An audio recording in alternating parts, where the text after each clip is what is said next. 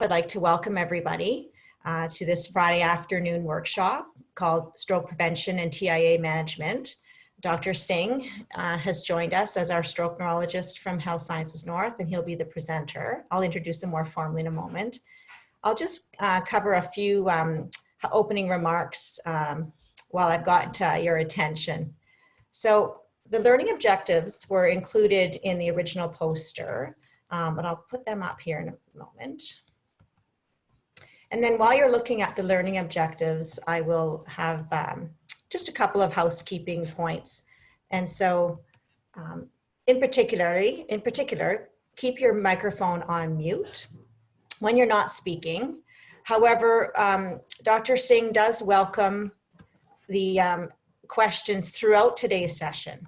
So simply unmute and interrupt him and ask your question. We think this will be a better way than trying to monitor the chat and potentially run out of time, or if you have to leave and you don't get a chance. So don't hesitate to ask the question. I'm just gonna escape out of here so I can advance my slides. They're stuck. There we go. So the learning objectives today are on the screen for you now. But just one more point to mention, and that is this is a 3-hour session that we've planned. Perhaps we'll end early. We'll see how things go and how much discussion there is, but we will plan for a bit of a break around sort of the middle mark. So I'll let Dr. Singh decide when that is, and he'll give us all a 5 to 10 minute break at some point. I just wanted to mention here a few things about the Northeastern Ontario Stroke Network. Our mission is to collaborate with regional partners to work throughout the care continuum. Now today, of course, we're focusing on prevention, but we do have a mandate to address stroke care and implement stroke best practices across the entire continuum as we work to continuously improve our stroke system. Now we have 4 stroke prevention clinics in the Northeast, 1 at each of our designated stroke centers. I will draw your attention that we have a regional website, if you don't already know. And on that website, once you click in to our site, you will see that there is some secondary stroke prevention clinic information posted there, contact information, and each clinic's referral form. Now we take some direction and there's some oversight provided by Core Health Ontario. And we used to work very closely with Ontario Stroke Network. And in 2016, the Cardiac Care Network and Ontario Stroke Network merged to form one organization with a mandate spanning cardiac, stroke, and vascular care. Now, a group of stakeholders from across the province under the leadership of Core Health worked a couple of years ago on a project that developed provincial core elements for all secondary stroke prevention clinics. And that group worked for quite some time in developing what they believed, and using evidence and also using Canadian Stroke Best Practice Recommendation core elements as well. They developed a provincial or Ontario version of those core elements. Now, just advance, I'll give you a screenshot of where you can find those core elements. Just having a little issue with advancing here. Now, the core elements, I'll show you that momentarily. But in addition to the core elements, a group continued to work and developed an implementation toolkit to assist clinics in implementing these core elements.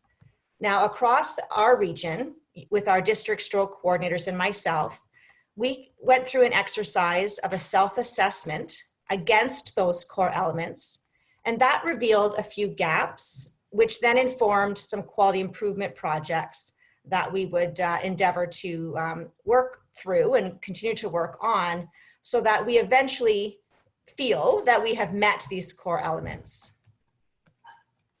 Let me just try to get to this next screen for you.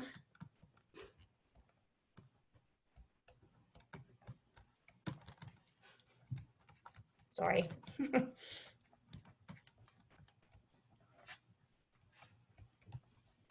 Let me try stop sharing and start share again.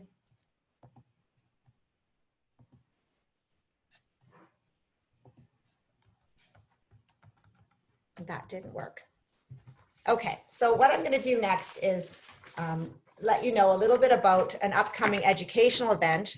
And then if this unfreezes for me, then we're good to go to focus a little bit more on the core elements. But should you wish to know anything more about the core elements, your district stroke coordinator in your center will be happy to explain that to you and how each of our clinics measured up against those core elements. And that would be Nicholas Noob in Timmins, Lisa Tyven in the Sioux, and Christine Thompson in North Bay.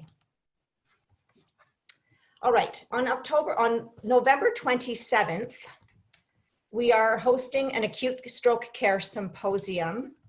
It'll be a live virtual conference all day long using the Zoom platform. The Northeast Ontario Stroke Network is hosting this event. It will be CME accredited. There's no fee to attend.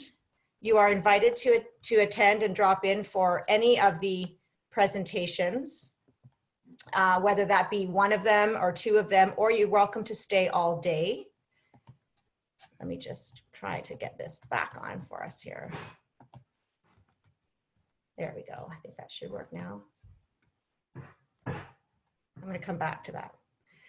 So should you be interested in registering for our Acute Stroke Symposium, you can visit our website or you can contact Sudbury at hsnsudbury.ca.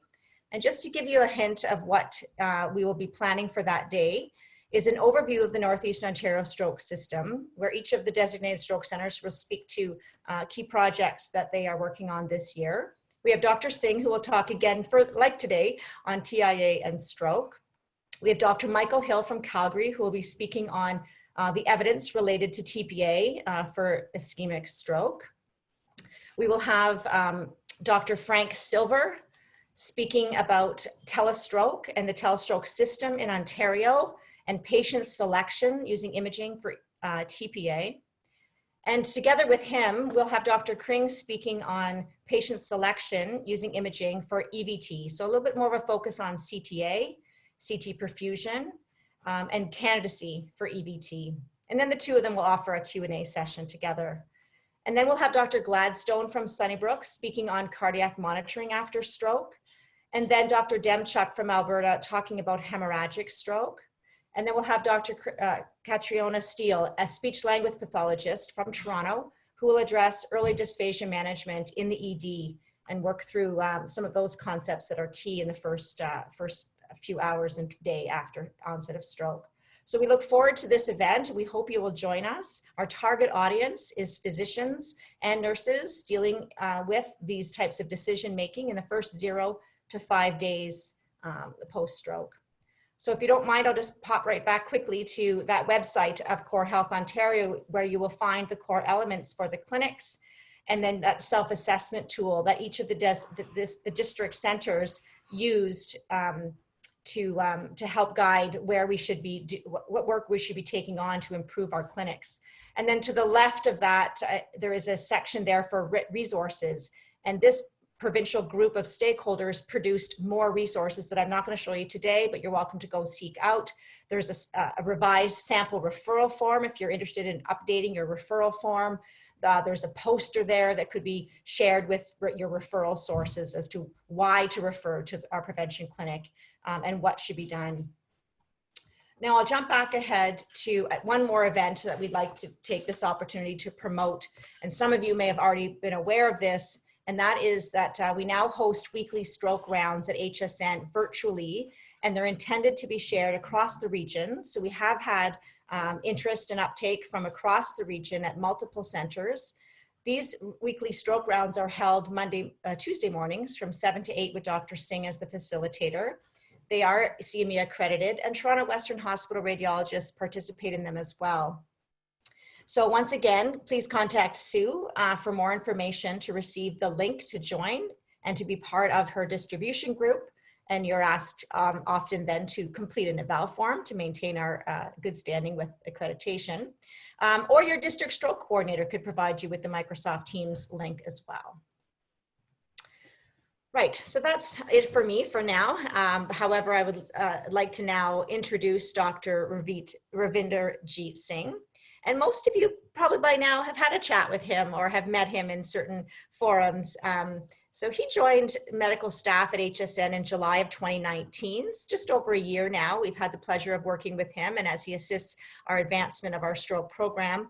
And then recently he became our medical director for the Northeastern Ontario Stroke Network. So you'll see more of him certainly in that role. We know that he's very passionate about stroke prevention and TIA management. So you're certainly in for a treat this afternoon. Just one final note I should have mentioned earlier.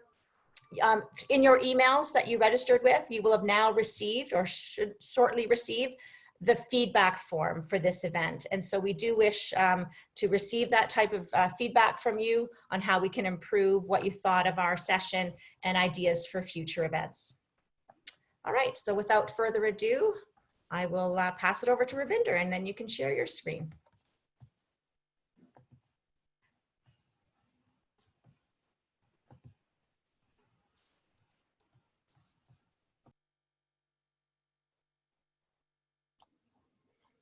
Thank you, Susan, for the kind introduction, and good afternoon, everyone.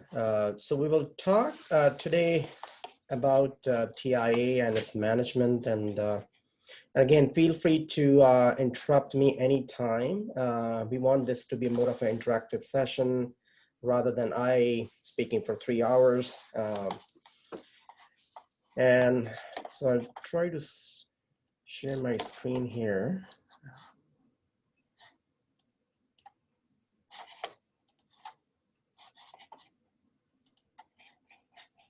Can everyone see my screen? That looks good. Yep, that's good. All right, okay.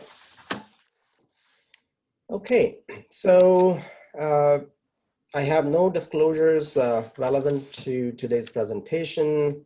And Susan already mentioned about the objectives we have today.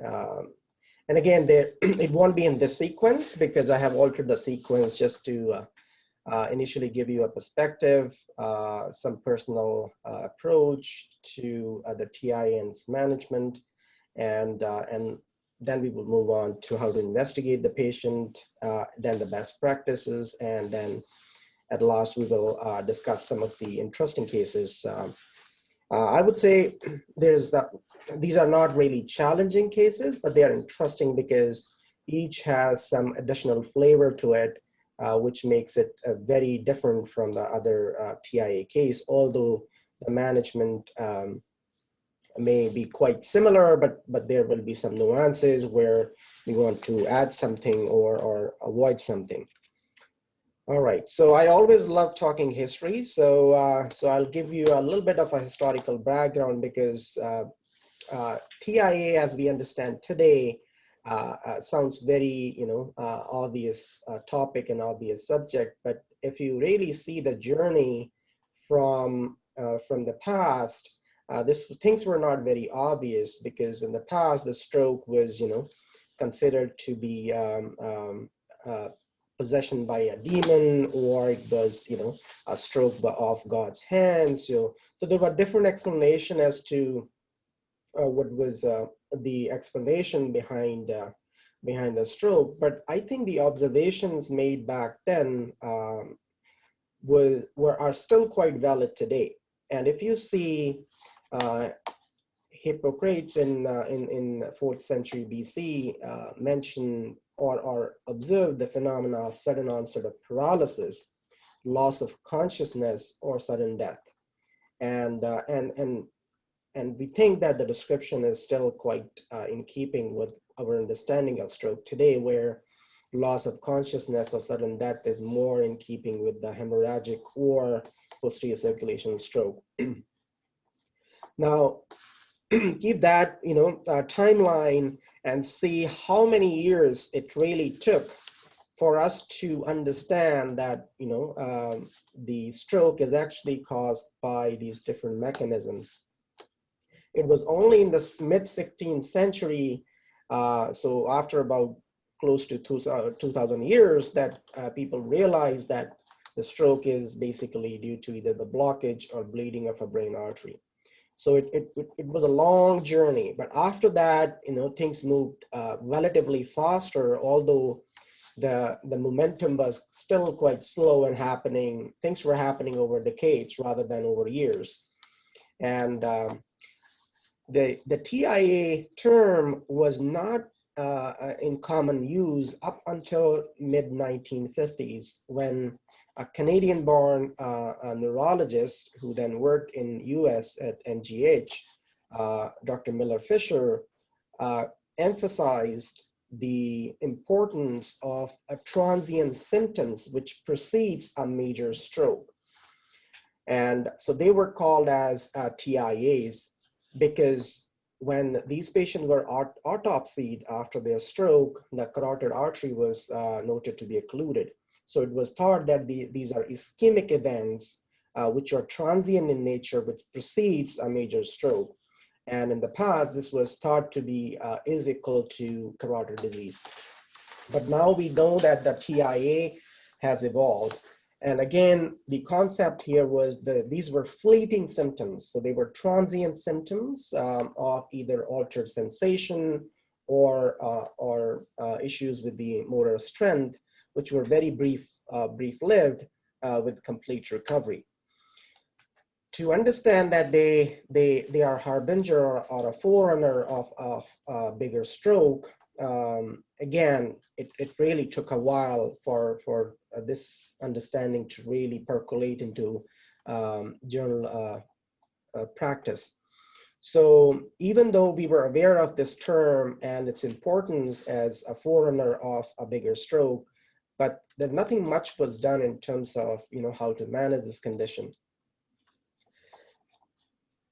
Then came the angiography part. Now, this was actually invented much before the importance of the carotid artery was, made very obvious. So it was Dr. Igaz Moniz who injected the carotid artery, puncturing directly with a needle and injecting a dye to look at the arteries.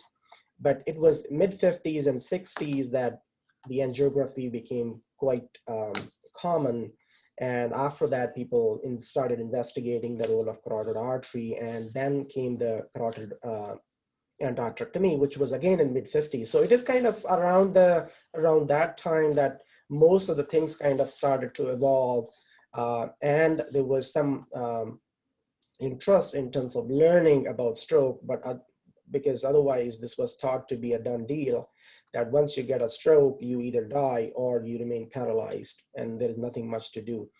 So in the last 50 years, there has been tremendous advancement in terms of how the vascular investigations evolved. And you see the vascular Dopplers were seen in 1970s, MRA came into 1980s, and CTA became possible after helical scanning in 1990s. And now we cannot imagine that a patient with a TIA or stroke will leave the emergency department of the hospital without having a vascular imaging done. But it really took a long time for people to realize. And if you see in the last 30 years is the most literature which talked about stroke and its pathophysiology.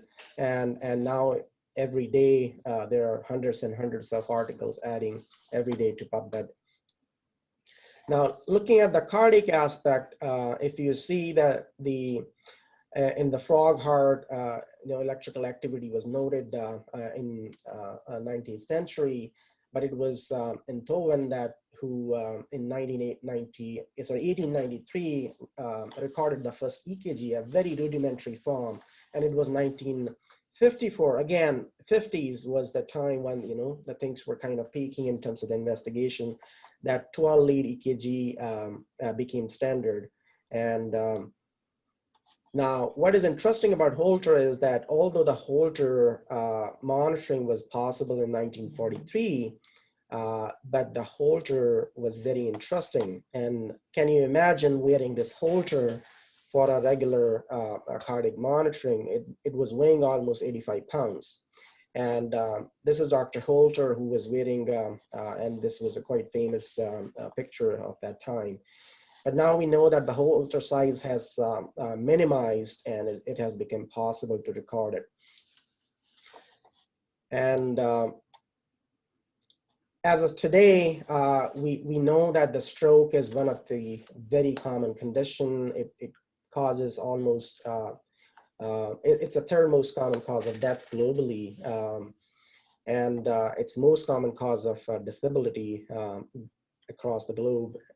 And here in Canada, there are about 62,000 people every year who suffer a stroke or a TIA, and it causes, it's a third leading cause of death in Canada. But there are over 400,000 people who are living with the effects of stroke, and the annual cost is huge. So we definitely have an incentive here to learn more about TIA and stroke, because it has, mortality consequences, disability consequences, as well as monetary consequences. So definitely this is one of the most important conditions to study, and why we want to study about TIA, because that provides us a window of opportunity where we can prevent things from going for a full-blown stroke. Again, everybody is aware that there are two basic types of strokes, and the focus here would be more on the second, which is an ischemic stroke. Because hemorrhagic stroke in itself is a huge big topic. So there will be some commonality in terms of the prevention aspects, but the focus would be ischemic stroke, which constitutes about 85 to 90% of all strokes. Now, one of the first thing I would highlight here, that it's really a moot point to try to distinguish and develop a different approaches to TIA versus a stroke. For me, it's one and the same thing, except they differ in their spectrum. And if you look at the pathophysiology, this was a very interesting article which was published in 1981, where monkeys were used as an experimental model for the stroke. The idea here was to produce a reduction in the blood flow for different timeline and see what happens to the brain tissue. And if you see on the x-axis, it is the duration for which the middle cerebral artery was occluded, and on the y-axis you can see the cerebral blood flow and how much that has been reduced. So again, there are different ways you can do this. You can put a balloon in the MCA and inflate it. And depending on how much you inflate, the blood flow distal to that reduces. There could be a mild reduction, or there could be a significant reduction. Again, you can keep the balloon inflated for a few minutes, or you can keep it for 30 minutes or an hour, or you can keep it permanently occluded. And again, the observation was very interesting that as the flow goes down, at some point, at a certain threshold, the brain function is lost. And that's the time when the paralysis ensues, or there is a loss of sensation. Below that threshold, there is tissue death. And that depends on the severity of the flow loss. So if there is a severely reduced, let's say it's a 5 cc per 100 grams per minute, somewhere here, it takes a little time for the tissue to really get infarcted. While if the flow was reduced to a lesser extent, it takes much longer. And here, if this flow is reduced, the infarction may never happen. So it depends. So it's a combination of the tissue ischemia severity and the duration, and a component of two, which determines if this patient is going to have a functional deficit with tissue damage, which we call it a stroke, or a functional deficit, which is going to recover without leaving any tissue damage, which becomes TIA. So this will be probably a situation of TIA while this becomes a stroke. So it's basically a different end of the same spectrum. Otherwise, pathophysiologically, they are exactly the same thing. And the only difference is the tissue outcome. In one, there is infarction, in other, there's not. The second important thing is not only it is the severity and duration, but also the etiology is important. And I'll show some of the interesting cases here as we go. So let's talk about this graph in a patient. So this is a patient who presented to actually our emergency department. He's a 93-year-old gentleman who came with a left facial droop and expressive speech symptom, which lasted for about 2 hours. So a typical TIA story.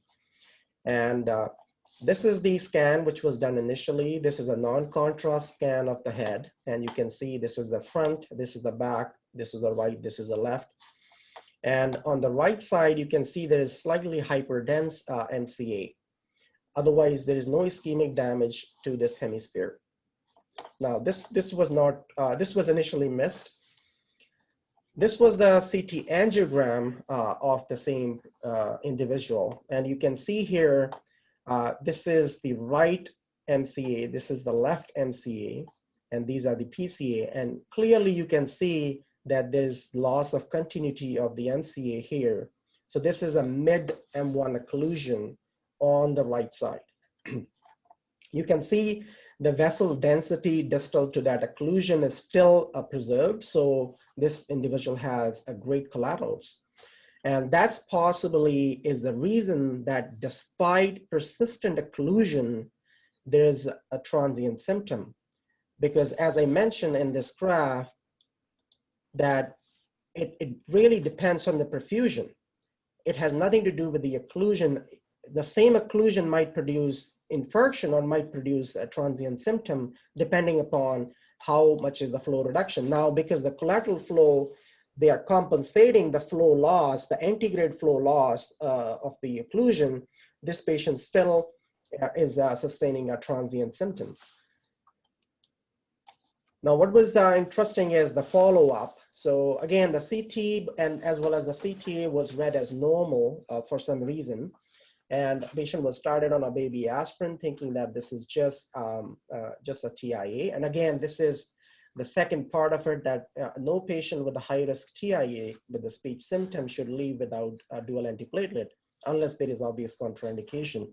And patient was sent home. And again, the third part, these are the patients we should probably admit, and we will talk that later, with the advice to follow up in stroke prevention clinic.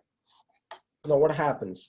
Patient has an appointment, but before the patient comes to appointment, had another episode of similar symptoms with the left facial droop, slurred speech, and expressive speech difficulty, which lasted for about an hour.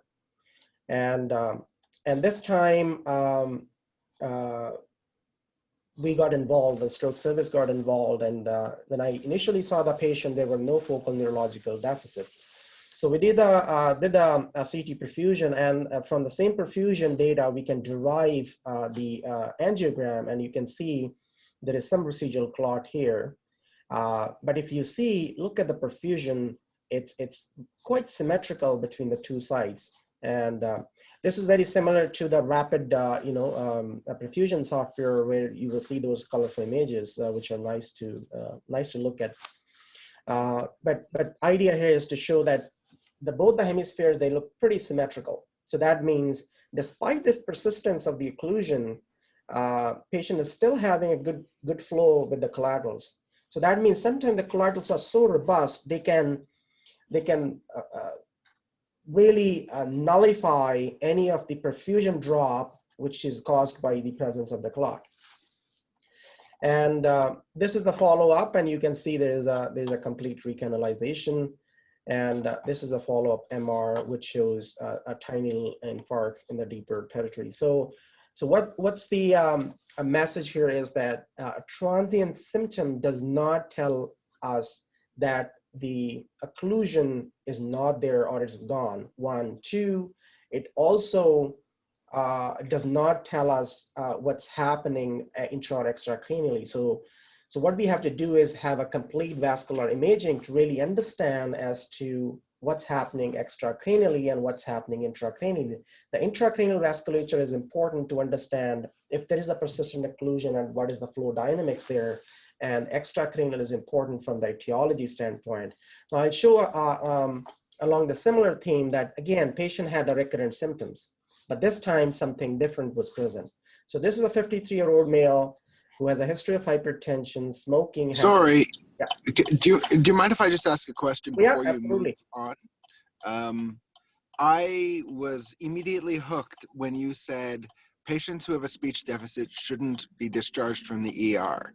Can you say more about that? Because that feels like a very specific and possibly helpful rule. Right. So yeah, so idea here was not to say that they should be admitted. They should not leave the ER without dual antiplatelet. So the intention here is, and we will talk more as to which patient we should I'm sorry, admit. that is what you said, but it flagged in my mind. Apologies for Okay. misquoting you. Yeah. So again, we will discuss as to, you know, what is the right strategy in patient with a high risk TIA versus a low risk TIA. And generally the high risk TIA should be managed more aggressively. And these are the patients who has been recently been shown that these are the patients who benefit from the dual antiplatelet therapy, and where we can reduce the risk of stroke. Now, irrespective what is the destination, whether they are going home or they are being observed in the emerge or they get admitted, depending upon the center differences, they all should be started on dual antiplatelet.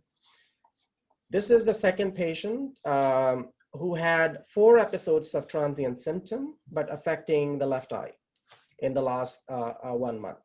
So very similar theme that there are recurrent symptoms going on affecting one eye. And now if we look at the CT angiogram here, you can see here, there's the right internal carotid artery, and this is the left internal carotid artery.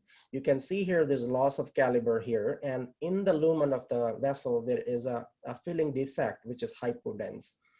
So this is likely a clot, intraluminal thrombus, which is present in the left internal carotid artery. Now, this gentleman did not seek any medical attention. So this scan, which was done, is in the follow-up. This was not done in the beginning. So he did not seek any medical attention. Then he developed sudden onset of aphasia and right hemiplegia. And that's the time when he came to the hospital, and this was his initial imaging. And if you see intracranially on the non-contrast CT, you can see there's a hyperdense vessel here, which is nothing but a hyperdense MCA, and it's actually a quite long clot, which is extending distally into the M2 segments. So there is a left M1 clot. There's possibly some loss of gray-white distinction here. You can see the insula is nicely seen here. While that insula ribbon is lost here, you can see the lateral border of the putamen is preserved here while it has disappeared here. So there are early ischemic signs on the left side, and also there's a presence of clot. So even on non-contrast CT, you can say this is a large vessel occlusion, and there are certainly a couple of points of loss of aspects. And it is again a zoomed view here, and intracranially, this is a CT angiogram. You can see there is a mid M1 occlusion on the left side, and you can see the collaterals on the first phase are not exactly the same. There is some loss of extent, so it's moderate collateral. This is a follow-up, which was done, and then you can see here, there's again the redemonstration of the ischemic changes in the insula and deeper, while there are also cortical hits because of the emboli going more distally. Now, this case I will bring it back when we are discussing the cases, so we don't have to worry too much about the follow-up part here.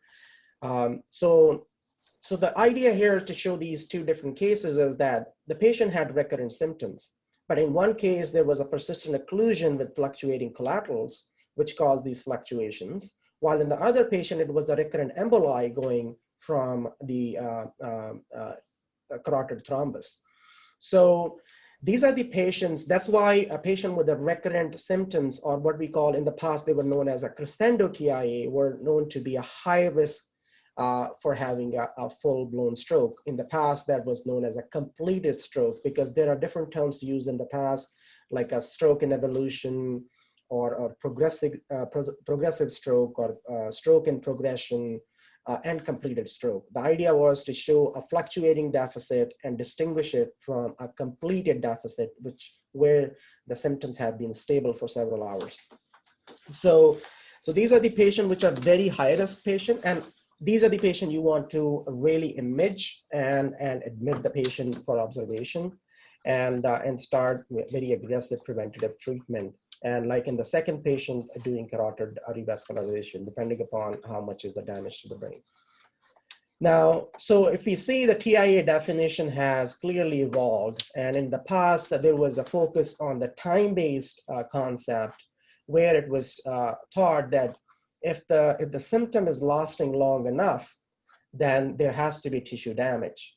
But if it is not lasting long enough, then there's no tissue damage. And there was an arbitrary 24 hours limit which was defined.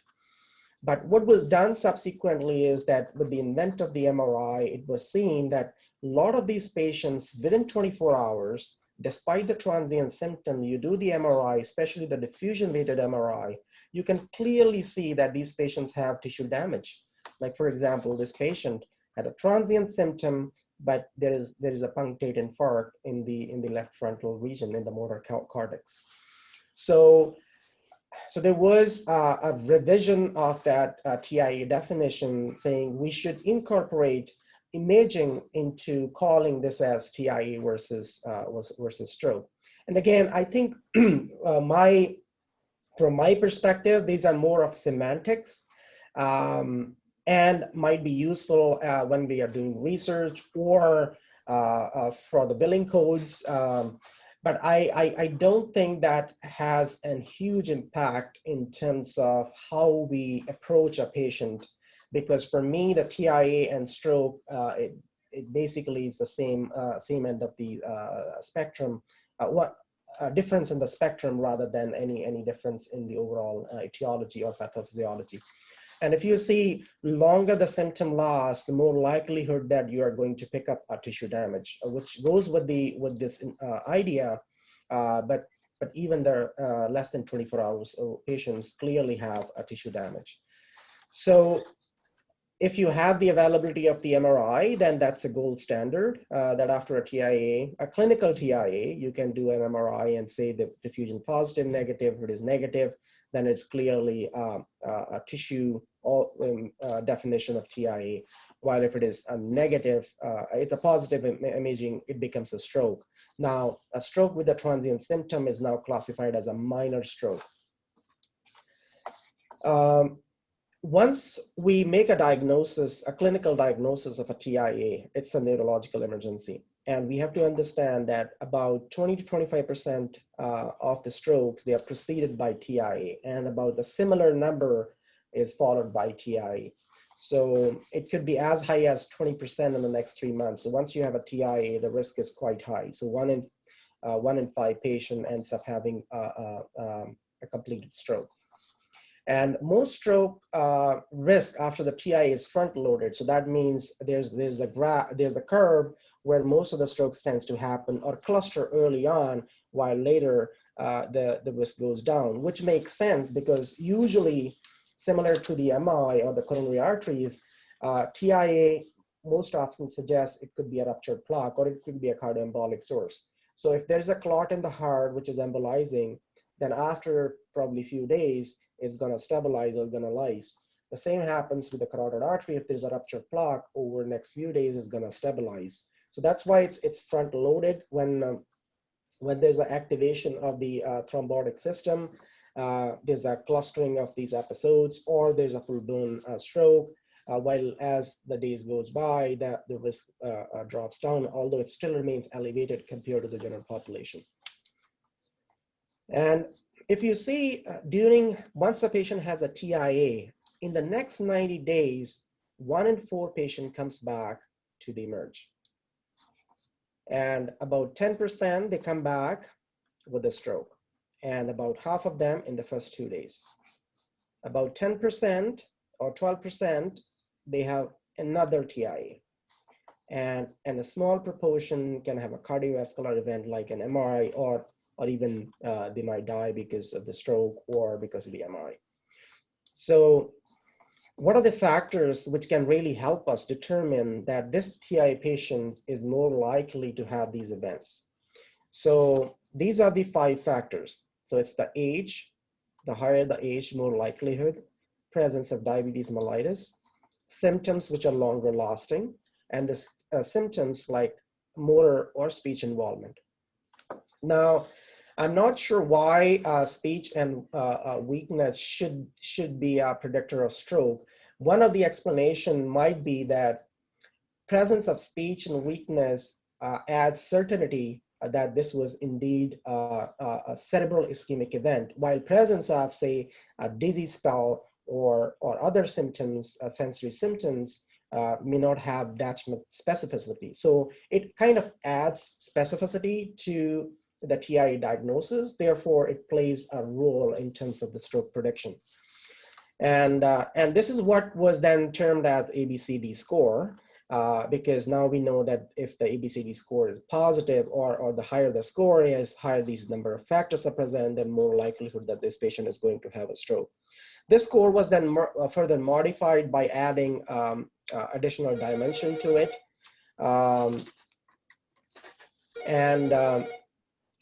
Like ABCD2, ABCD3, ABCD3I, and the idea was to incorporate additional variables which might contribute to increasing the specificity as well as the sensitivity of this score.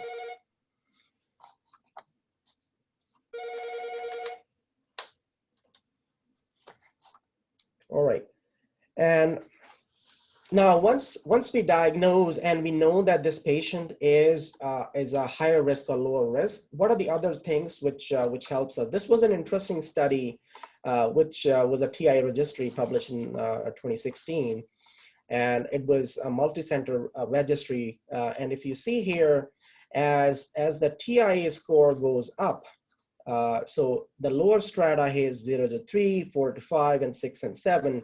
As the score increases, there's a higher likelihood that these patients are going to have a stroke. So the range is between 2 and 8%. So that means even at the lower score, even the score is 0, does not mean that this patient is not going to have a stroke. So there's a residual risk which still remains despite the score being 0. The other part is, I think here that this has to be reversed. This was further added in the, there was a correction to this figure. But if you see, if a person is seen earlier, the risk is lower compared to the person who is evaluated later by the stroke specialist, which could be a GP, or it could be a person working in a stroke prevention clinic, or it could be a neurologist. So earlier they are seeing, the more likelihood that they are going to receive the cure, and less likely that they will have a stroke. This is, I think, probably is most interesting part, is depending upon the etiology. And if you see the presence of large artery atherosclerosis, which is over 50% stenosis, really increases the risk. And if you see, the highest risk here is close to 8%. And this is the population which is having large artery atherosclerosis, like a carotid stenosis, or it could be intracranial stenosis. And so these are the patients which we really need to identify. And presence of this will suggest that they have at a very high risk of having another stroke. And there's only one way we can identify this population, is doing a vascular imaging. And again, focusing only on the carotid is not going to help, because even patients with a severe MCS stenosis are quite high at risk of having a stroke in the next 3 months. So doing a arch to vortex CTA or MRA is probably should be the first test. It is very similar to doing TROPES or doing EKG in patients who has an ischemic event to their heart.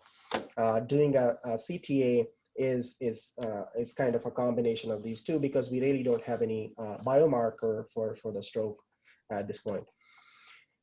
And the cardioembolism kind of falls in the middle, and the lower risk is one with the undetermined cause, and the other lower risk is probably the one with the small vessel disease. And again, we can talk, the small vessel disease also is a spectrum, and there are small vessel disease which are much higher risk compared to the other small vessel disease, which is a much lower risk.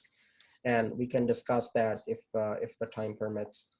And again, how the MRI contributes. So this is how the vascular imaging contributes to the risk stratification. This is how the brain MRI contributes to risk stratification. So if you see no infarction, then the risk is quite low, which is quite kind of a baseline risk of about 2%. And if there's a single infarct, the risk is intermediate. If you have multiple infarctions, the risk goes high. And again, it makes sense because a presence of multiple infarctions suggests multiple emboli, suggesting more activity of that embolic lesion. Therefore, the risk is much higher. And generally, these multiple infarction usually go with the large artery athero and usually goes with the high score. So they are kind of collinear in that regard. So identifying large vessel athero is very, very crucial. Again, one message would be that no patient should leave the emerge in case they come to emerge without a vascular imaging, unless there's an obvious contraindication or any logistic issues. And the other situation would be that even if the immediate vascular imaging is not possible, say patient in the clinic, then there should be all efforts should be made to expedite vascular imaging so that we can have understanding of the vasculature. Because a lot of patients we can prevent the stroke by offering carotid revascularization, going intensive with the dual, or sometimes even intracranial stenting. So this was kind of a background, and so once a patient comes with a transient neurological symptoms, the question here is it TIA or not? So I think there's a lot to diagnosis of the TIA, because one, we want to define the area which is at risk. So this is a brain area which was symptomatic. So it could be the right hemisphere, it could be the left hemisphere, it could be the posterior fossa. And why it is important is because once you localize the TIA symptom, then it makes it easy to focus on which part of the hemisphere you need to look at while looking at the CT, and which circulation you need to focus on while looking at the CTA. So if it is a right hemispheric symptom, I would focus specifically on the right hemisphere, although there will be, we'll be assessing the other hemisphere and the posterior fossa, but the focus would be on the right hemisphere. And we will be looking carefully at the carotid artery all along. And so it's very important to define what kind of TIA and what's the localization of that TIA is. The second important point is understanding the mechanism. So we know this is a transient neurological symptom, but is it ischemic? Is it really vascular? Or is it non-vascular? And most of the non-vascular etiology is what we call as TIA mimics, where they present like a TIA or as a stroke, but there's no underlying vascular etiology to it. It could be migraine, it could be seizure, but these are non-vascular etiologies, and those are the TIA mimics. The third part is to establish the etiology, and why it is important, as we discussed, that etiology is the most important determinant which decides that, what is the likelihood of having a stroke, what is the risk of stroke in the next 3 months. And we also want to assess the functional disability of the patient. So that is mostly the exam part, where you want to look for any residual deficit or any functional limitation. Again, that might help you to make a recommendation in terms of the driving, in terms of the admission, or even follow up in outpatient rehab. So I think these are the 4 core aspects. So when you see a patient, these are the 4 questions you have to ask yourself. And the first question is, am I able to localize this symptom? Which side? 2, do we know this is clearly vascular? And sometimes you can add only certain degree of certainty to it. And the third is, you want to establish the etiology, whether it's cardioembolic or non-cardioembolic, which is a large vessel artery or small vessel. And the fourth is, you want to assess any functional disability, whether the patient could be discharged safely or not. So coming to the first part, which is the clinical diagnosis. And so there are a ton of things which can help us here. And again, my intent here is not to make you a neurologist, but is to give you an overview as to what are the things which you kind of bring into consideration when you are assessing a neurological symptom, which is transient in nature. Obviously, the first question is it a neurological dysfunction? So we have to know that these are the 10 or 15 neurological symptoms which commonly occur in patients with TIA. And again, I'll be showing a table where I'll be showing the neurological symptoms. And so the first is to pick a domain as, well, this is a neurological symptom to the motor domain. And the second is to localize it either first to the domain of obviously the motor or language, and also if you can localize to one particular area of the brain. The second aspect is knowing some of the additional variables might help you. So is it a single versus a multiple symptom? Is it a focal or a non-focal symptom? Is it a positive or a negative symptom? What they mean. So a single symptom, or also called isolated symptom, say patient has isolated dizziness, or isolated diplopia, or isolated speech impairment. So that's the single symptom. Or it's a combination symptom where a patient has dysarthria with facial droop, which is motor, with some incoordination of the arm, which is ataxia. So putting things together might help us because presence of multiple symptoms help us to localize to a particular region. So it's very helpful from the localization standpoint. Focal versus non-focal. So focal is important. It is always helpful if the symptom is focal, say it's a right arm weakness or right leg weakness, compared to a patient who says, oh, there's a tingling on both the hands, also the neck, also the head. Or there could be a combination. And positive versus negative is also important because most of these ischemic symptoms are negative in nature, except few exceptions. While the positive symptoms denote it's possibly a non-vascular diagnosis. The other thing which helps distinguishing between vascular versus non-vascular mechanism is what's the onset and the course of the symptom. So if it is sudden in onset and gradually improves, then it is more in keeping with the vascular mechanism. While if it is sudden in onset and quick in offset, it could be a seizure event. And again, it's a combination of things, but the chronology of the symptom really helps us determine. If it is a very slowly building symptoms, then it could be a migrainous. If it is extremely slowly building, but still building over hours, it could be a demyelination. So it's important to understand a course because that can tell us if it is not quick and is not rapidly resolving, or it's sudden in onset and persistent, then it's more likely in keeping with the vascular. Are there any atypical features? So what we call as atypical, I think we pick few things from here and call them atypical. So atypical, it could be because it's non-focal. Atypical because it's positive.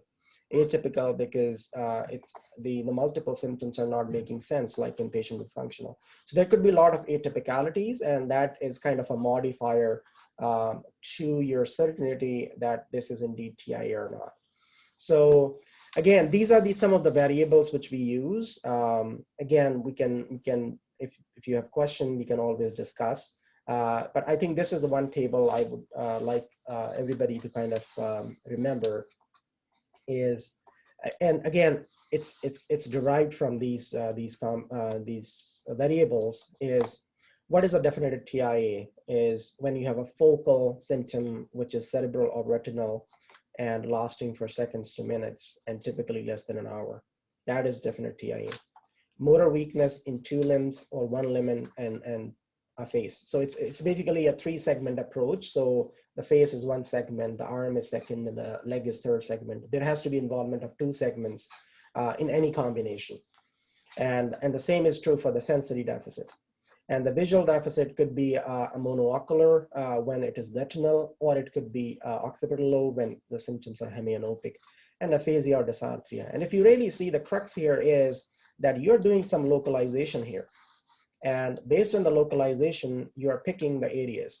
So like this is motor, this is sensory, this is vision, this is language. So these are the 4 major areas in the brain, and you're picking one of each and saying that this is highly likely that this is typical of TIA. What is possible? So possible is when you have isolated symptoms, but they are still quite in keeping with the brain localization. And when you have a combination, that presence of 2 or more, it's more likely that this is TIA. What is not a TIA? And again, we will go later in the presentation, what is not a TIA. And again, here you see it's mainly non-focal symptom. And again, I will show another slide. It's mainly non-focal, mainly positive, mainly multiple symptoms. So if you see amnesia, you cannot really localize to right or left hemisphere. Confusion, again, hard to localize to right or left hemisphere or the posterior fossa. Incoordination of the limbs, when you say incoordination, it's all the limbs. It's hard to localize. Partial sensory deficit.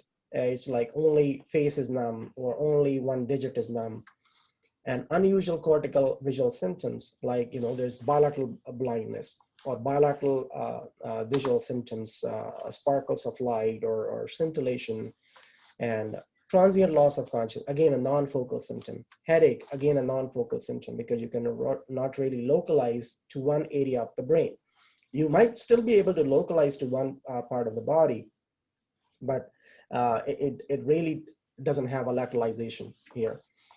And phosgene, photopsia, and hallucination, palinopsia, all these are like, a complex visual symptoms which are positive in nature, and they are non-focal. So once you say this is TIA, the next question is you want to involve the circulation here.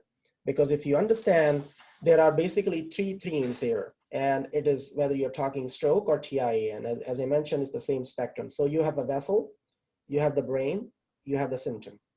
So it's the combination, how you want to define it. So I might say it's right carotid TIA if I am using vessel as my theme here. Or I might pick a brain or a tissue theme, and I might say it is right hemispheric TIA. Or I might pick a functional theme here, and I might say it's the motor TIA. So it's the same thing, but here the focus differs. And generally, it's very easy to start with the function, because that's how the patient is presenting. So you will say it's a motor TIA, and then you will try to say, well, if it is motor, is it right or left hemispheric? And so the next will be, it is a right hemispheric motor TIA. And the third would be, obviously the right hemisphere is supplied by carotid, so it is a right carotid, right hemispheric motor TIA. So again, adding variables certainly helps. There's no reason you can't use all components, but there is no compulsion to use all, and you can use one of the three. And intent again here is to what do you want to focus or what do you want to highlight. You want to highlight the vasculature or tissue, or if you're not very sure, like say the patient has a dysarthria, you might say just speech TIA because you are unable to localize it as a pons, it is the right hemisphere or left hemisphere, because all three can cause dysarthria.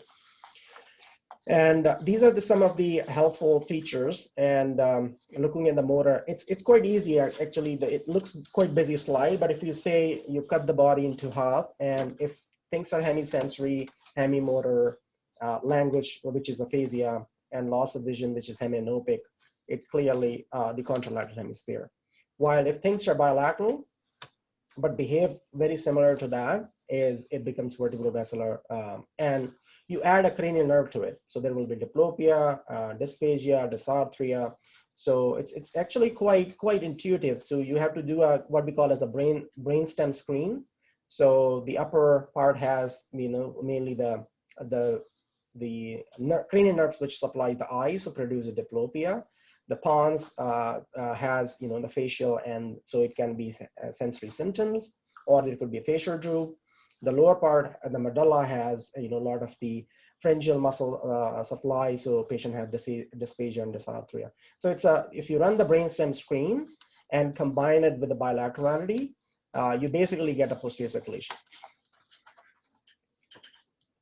Okay, and so the third part here is when it is not a TIA, and I did mention, and I'll go back and forth here. So I just want to highlight this slide here, which I mentioned. There are three atypicalities. So when their symptoms are isolated, they can still be TIA, but the likelihood that this is TIA kind of certainty reduces compared to the classical symptoms. Second is when you have this combination of positive features, typical for mimics, it's not a TIA. When you have a non-focal symptoms, and again, I'm highlighting the same thing, but kind of dividing them into the three groups. So a non-focal, isolated, and a positive symptom is kind of atypical for the TIA. They all are possible. And but let's go with what to identify, 90% and not to fear about, not able to diagnose that the 10%, because if we can have a clinical accuracy of 90%, that's better than, any other test. Once you see, sorry for the spelling mistake here. Once you have clinically suspected a TIA, you have localized the TIA, and you are kind of ready to go for the etiology part, what are the things you really want to assess? So now there are two things which are remaining here. So we have done the first two things here. So we have defined the area and we have clarified the mechanism. Now we are still left with the etiology and the functional disability part. So that the examination is gonna certainly help you with that. So you check the pulse, you check the blood pressure, you check the heart for murmur and AFib. You check the neck for any bruit. So generally my approach is to start with the heart and go with the flow. So the flow is from the heart. So I initially auscultate the mitral area, then I auscultate the aortic area, that's the flow. And then you go into the bilateral carotid, look for any bruit. You can go into bilateral supraclavicular area to hear for any bruit. And then you go into the arms, check the blood pressure and the difference in the blood pressure. And then you go to the both radial pulses to look for any asymmetry in the radial pulses or any radial delay. And then you go further cranial, and externally you basically palpate the superficial temporal artery, which could be problematic in patients with giant cell arteritis, the patients who present with transient visual symptom mimicking amaurosis Vjax and mimicking a carotid disease. And once you're done here, then you have to go intracranially. So that's the neurological examination. And you go from craniocaudal, you start with the mental status exam, and you basically look for, a couple of things here, including your speech and the language part, the cranial nerves. I basically specifically look for any visual field deficit. You look for the face for any droop. You look for any Horner syndrome, because that could be a marker for dissection. And you look for any limb coordination, motor sensory and coordination part, and a gait and balance, just to make sure that the patient is safe to walk. And this will give you an idea about any residual deficits and any disability by that ischemic control. And if you find that, then it's no longer a TIA, it is going in terms of a minor stroke. And this will certainly help you in terms of the etiology standpoint. And once you're done with those four aspects, and you say this is a TIA, and then certainly you're saying that this is a kind of a situation which is similar to unstable angina, and it is a medical emergency, and we need to do something. And so what do you want to really do here is to make sure the workup is complete. Now, depending upon the setting where you are seeing the patient, you might be in the clinic, you might be in the emerge, you might be, the patient might be on the floor when the patient had this transient symptom. Now, these two patients in the emerge who are in the hospital actually have immediate access to the imaging, but the gentleman sitting here will have to decide what needs to be done here. Should the patient go to emerge, or should this be referred to stroke prevention clinic? That's when this triage tool helps as to which patient we should refer to emerge and which patient can be safely managed through the clinic. And again, it has a combination of clinical features and the time from onset. It's very similar to what we use in stroke, that in stroke, if somebody has a stroke, you want to know when was the last thing, well, right? And two, you want to know what are the deficits. The same is true here. You want to know when was the last symptom, and two, what are the deficits. And combination of these two kind of makes those four different groups where very high or high groups should be immediately referred to the emerge and should get immediate vascular and CT imaging. And this is how this is kind of done. This is a time axis. The patient can come in the first 48 hours, can come between 2 hours and 48 hours and 14 days, and after 2 weeks. then in the first 48 hours, not everybody is the same. And so if, say if the patient is having motor or speech symptoms, then they should be seen within 24 hours. So if you have round-the-clock clinic, perfect, you can send to the clinic. Even if the patient is seen in the evening and you think the patient, you'll be able to arrange a follow-up next morning to the clinic, maybe you can consider, but I would rather suggest that, you know, we should try to get imaging quick, and these are the patients you should definitely send to the emerge. If the patient is on the lower risk group, they should still be seen here if they're presenting in the first 48 hours. It's only later on that these symptom groups then becomes a moderate risk. And so when they are seen between 48 hours and 2 weeks, and these are the symptoms, then you can still do the things, but in a little less urgent fashion, that is within 48 hours. But if it is still a motor speech, it really doesn't matter. Even up to 2 weeks, you are still doing here within 24 hours. And if the symptoms are beyond 2 weeks, because you are well beyond the high risk period, then you can probably send the patient to the clinic easily, and they can be seen in about 1 month's time.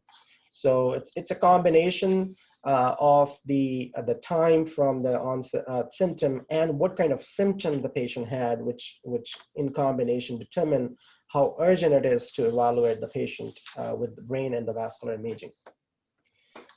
There are other scores, as I mentioned, some of them I did mention, the ABCD, ABCD2, SIP, and there are tons of others. And again, intent here too is to increase the sensitivity and specificity. And but again, for me, it's kind of a redundant because if the patient is seen by me, for me it's always emergency, and I want to evaluate the patient as quickly as possible. It might be useful tool in triaging in more of a general setting where a patient comes with a ton of these symptoms and you really want to risk stratify. And the best practice suggests this approach here, which we highlighted. Once we stratified the risk and we decided to send the patient to the emerge, then the next question in emerge is what do we do with this? Should we do a Doppler? Should we do an angiogram? Which could it be a CT angiogram, MR angiogram, or catheter angiogram? It all depends on the service of which performs the primary on-call stuff. If you have already a stroke program in place, and then they might like doing a CT angiogram. If you are working in Europe, where you have easy access to many centers in the US, in Europe has easy access to MR, they prefer doing MR and MR angiogram. Same is true for Korea.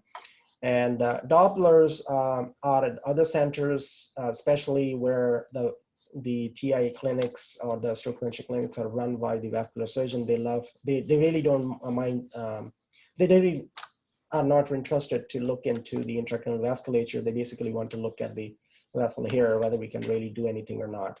So, and again, this is not one of my favorite here because we get a very limited view of the carotid. We get a good view of the carotid bifurcation, but then we get a very limited view of the arch. We see the vertebral artery only in segments. Wherever the bone is not there, you can see the vertebral artery, otherwise not.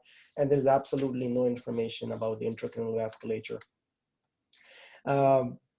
This is also prone because many times the Doppler might say this is 80%, and you do a CTA, you see, oh, it's less than 50%, because it is very operator dependent. And if you have a very good operator, you can rely on the Dopplers. The third thing is a lot of technical issues because there you are giving a contrast. You can really look at the contrast, which is not prone to any angulation at all. But here, if the vessel is very tortuous, the patent artery might give you 80% stenosis because there's a turbulent flow because of the tortuosity. So there are a lot of issues with the Doppler, but they are very good if you have a good like easy access and you have a very good operator who is performing the Doppler. But again, it's a very good tool to look at the carotid bifurcation, but beyond that, it really doesn't tell you much. The CT angiogram is probably my go-to because we do have 24-hour access. MR angiogram is not readily available, so I don't think most of the centers, they prefer doing, especially in Canada. Catheter angiogram is only in select cases. And so these are the some of the differences. And again, some of them I have highlighted. I think most important here is that we really want to have good look at the arch and the intracranial circulation, which is only possible with these two. Now there are transcranial Doppler available, which you can combine with the carotid Doppler to have idea about the intracranial flow, but they are not routinely available. And you also get a good sense of plaque on the MRA and the CTA, but you don't get much on the DSA. And you also get a good view of the plaque, especially if it is reported properly, then the ultrasound also gives a good idea. And there's issues about the radiation and using contrast, especially in patients with renal dysfunction, where you might have, and that's probably one situation where if I really have to avoid the CTA, then I'll go for the carotid ultrasound in patients who have severely renal impairment and still are not on dialysis. If the patient is already on dialysis, I don't think that it's going to matter, so I still prefer doing CTA. And again, this is another table which shows the differences. It's pretty much similar, and we do have option of doing multi-phase CTA, which adds some additional information in terms of the flow distal to the blockage. The other part of this we already learned is phenotyping the TIA. It's very, very important. And the other two, which I did not highlight, was the spinal and the labyrinthine symptoms can also be ischemic. But again, you don't have to worry too much about this. I think we can focus on this part, which is the vast majority. Again, this is a pictorial view of showing how each of the modality kind of captures. So this is anterior circulation, this is posterior circulation. You can capture all length by your DSA, MRA, and CTA, while you have a very limited view with the Doppler and the TCDs. All right, so now you have ordered, let's say you have ordered CT and CTA. Now, what do you really want to look for? So the first thing is I want to add certainty to my hypothesis that this is indeed ischemic stroke, ischemic TIA. So that means there's a ischemic mechanism. And as I mentioned, the patient might still have the clot, might still have the infarct, and might still present with a transient symptom. So in a patient who has a transient symptom with the so-called clinical TIA, you still can look for the hyperdense artery sign and also look for evidence of ischemia. The ischemia could be acute or it could be a chronic. So chronic ischemia is chronic infarct. And on the CT angiogram, you want to look at the arch to see if there is any significant athero there. You want to look at the carotid, and you want to look at the vertebral artery and intracranially. And so all combination of these things helps you determine where the lesion is and how dangerous the lesion is. If it is a severe carotid stenosis with the superimposed thrombus, then it's certainly a very high risk situation. While compared to a patient who has a very smooth stenosis of the common carotid artery. And so what is the take home message here is that the non-contrast CT as well as the CT angiogram, both can see the brain, both can see the arteries, but the sensitivity is slightly different, and we have to try to identify any occlusion, any stenosis, any ischemia to the brain on either of these modalities. What else can be ordered? Like once we have the good understanding of the brain and the vasculature, the other thing you really want to do is some lab, and you want to do an EKG.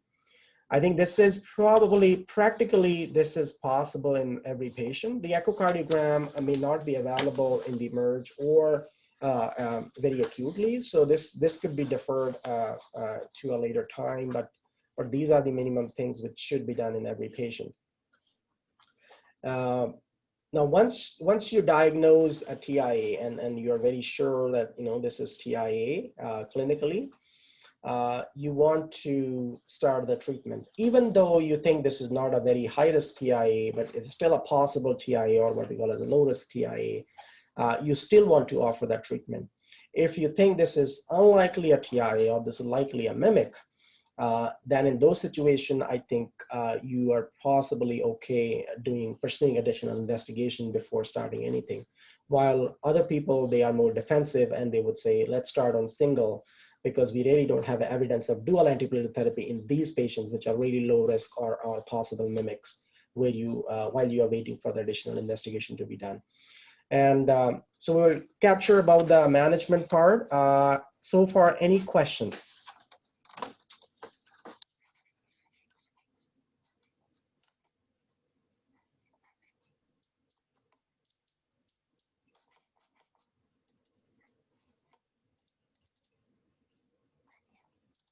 None?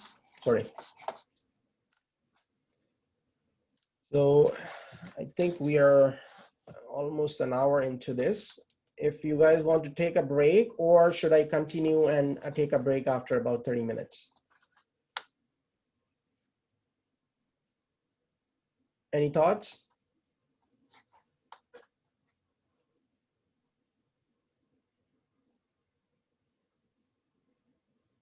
I think it's up to you, Dr. Singh. If you want a little voice break, we could take 10 minutes right now, or we could push through another 30. What would you like to do?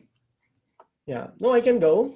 There's one like comment talking. there, I guess, saying 30. One comment from Mir. Another 30 minutes. Okay. Another 30 minutes. So, okay, so you're still not bored. Okay. Nope, All not right. yet. It's great. All right. And again, I don't want to give you too much of information, but I think this is kind of my perspective, and so there will be a little bit of personal touch here, rather than a purely best practice based. And I have a lot of material, so we can talk for hours and hours. Okay, so now we know what the pathophysiology of TIA is, and we understand this is a emergency. We understand what are the usual clinical manifestation. Now we also know that how to say this is a very likely TIA versus a possible TIA versus this is unlikely a TIA. And if it is unlikely a TIA, it's more likely a mimic. And we also learned about some of the features which helps us distinguish mimics versus a true TIA, including non-focal symptoms, positive symptoms, and we can also talk some of the other nuances to it when we are trying to discern whether this is a transient neurological symptom, whether it is really TIA or not. And we can talk towards the end as to what are the other additional tips which you can use to distinguish between the two when they have a very similar presentation. So again, this is not an absolute rule, and again, it all depends on how much access you have to your local stroke prevention clinic, what your local system looks like, and many of these patients, which I'm writing here, that possibly admit these patients, if these have high-risk features, high-risk etiology, mild deficits, unsafe gait, and when in doubt, that's for, you can always ask a neurologist. So I mentioned mild deficit here is that the patient hasn't resolved completely. And these are the patients which might be fluctuating. So I would still like to observe these patients. So this is the group possibly you can admit if you have the capacity and the system is in place. But here at HSN, because we try to see the patient within a day or so, even these high-risk patients are then quickly referred to us, and we try to see them by the next day, except the weekends. And generally the rule is that in these patients, definitely we want to do a vascular imaging before the patient leaves the emerge, and rule out any carotid or any severe intracranial disease and any occlusion. So again, I'm open for any discussion if you have any question. These are not absolute rules, but it's a helpful guide. This, I kind of like this table. This is not borrowed from any study, but this is kind of my approach, which is once I see a patient with TIA, the big question here is to determine, is it cardioembolic or is it non-cardioembolic? Because this is a major distinction as far as the etiology is concerned. And because end of the day, you have to make decision that what is causing this TIA presentation. And this is very, very similar. So you can use the same etiology approach to the patient with TIA, with stroke, that it is a cardioembolic stroke or a non-cardioembolic stroke. So why it helps is, one is the medical management of these two groups is completely different. And two, you only have surgical options for the non-cardioembolic group, except few indication in the cardioembolic group. For example, you have a patient who has a high-risk bleeding candidate and also has atrial fibrillation where you want to do an appendage closure. But those are exceptional. But generally speaking, they have vastly different antithrombotic approaches and vastly different vascular approaches. And of course, non-cardioembolic is all vascular etiology. So that's when the carotid stenosis versus no carotid stenosis will come into the picture. Now, this information usually comes after we have the basic investigation done. So although I have written arch to vertex here, but basically arch to vertex CTA is done in almost every TIA patient.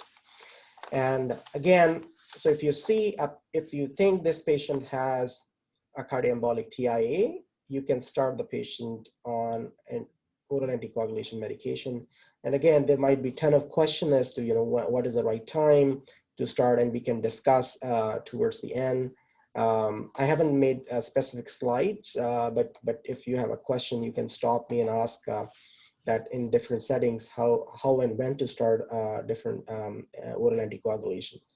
But high intention here is at some point, either immediately or at some point, you are going to start oral anticoagulation.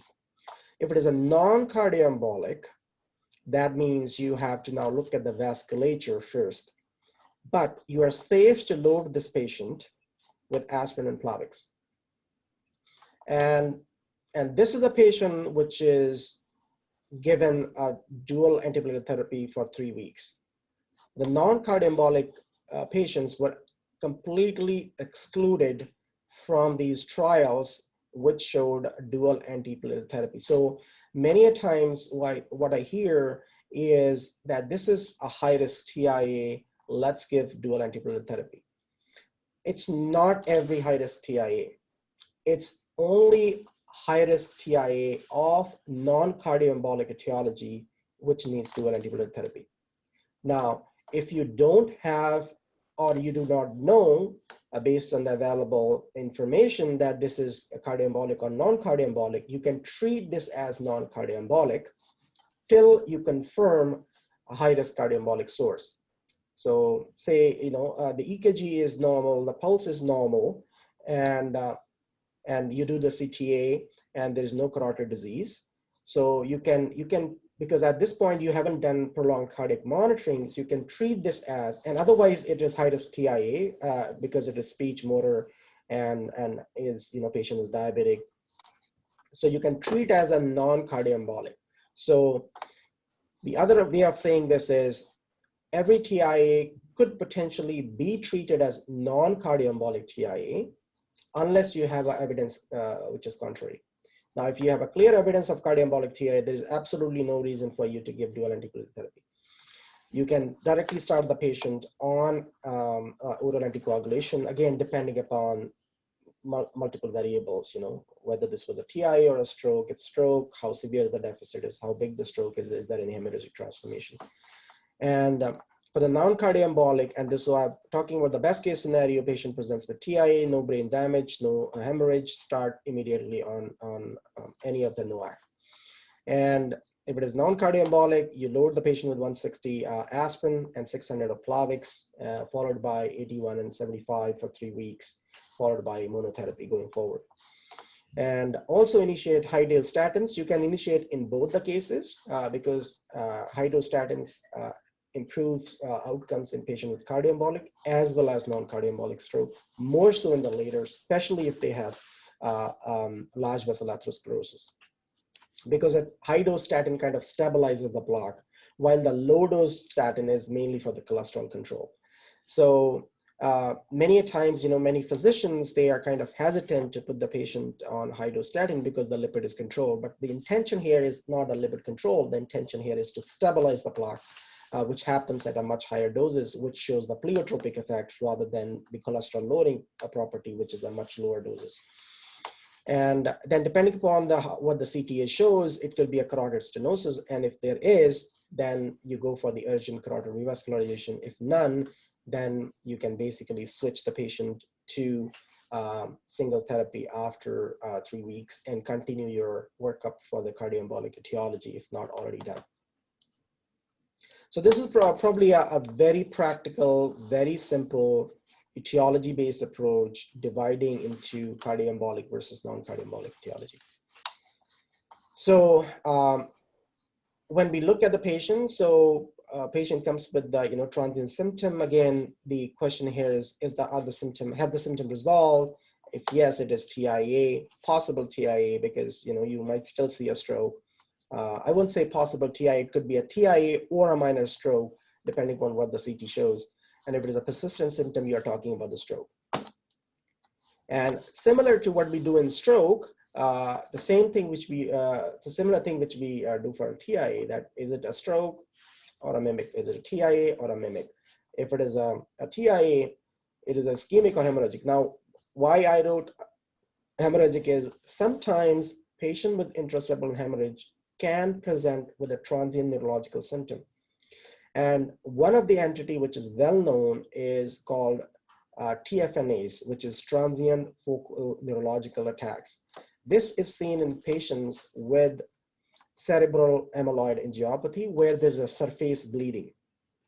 And I should have brought, I recently saw a patient, and I'll see if I can pull the images and share the screen with you, where the patient was referred following a punctate infarct in the white matter. And patient had a transient symptom.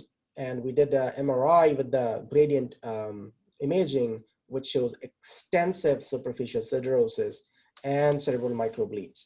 So it's important that sometimes the hemorrhage can also manifest with transient neurological symptoms. Those are not TIAs, they are transient neurological attacks or transient neurological focal symptoms seen in amyloid angiopathy and also many other conditions. The third is the large vessel occlusion is not only in stroke, but the large vessel occlusion can also present with TIA. And so it's important. And if it is a non-large vessel occlusion, you want to rule out any stenosis or any carotid disease. So it's quite similar. And again, we can always learn about TIA and then extrapolate that knowledge to the stroke, or learn stroke and extrapolate that knowledge to the TIA. And again, as I mentioned, there's basically no difference except there's in one, there's the tissue damage, in second, it is not. Which kind of reflects in their functional deficit and disability. So now we will talk about the antiplatelet therapy.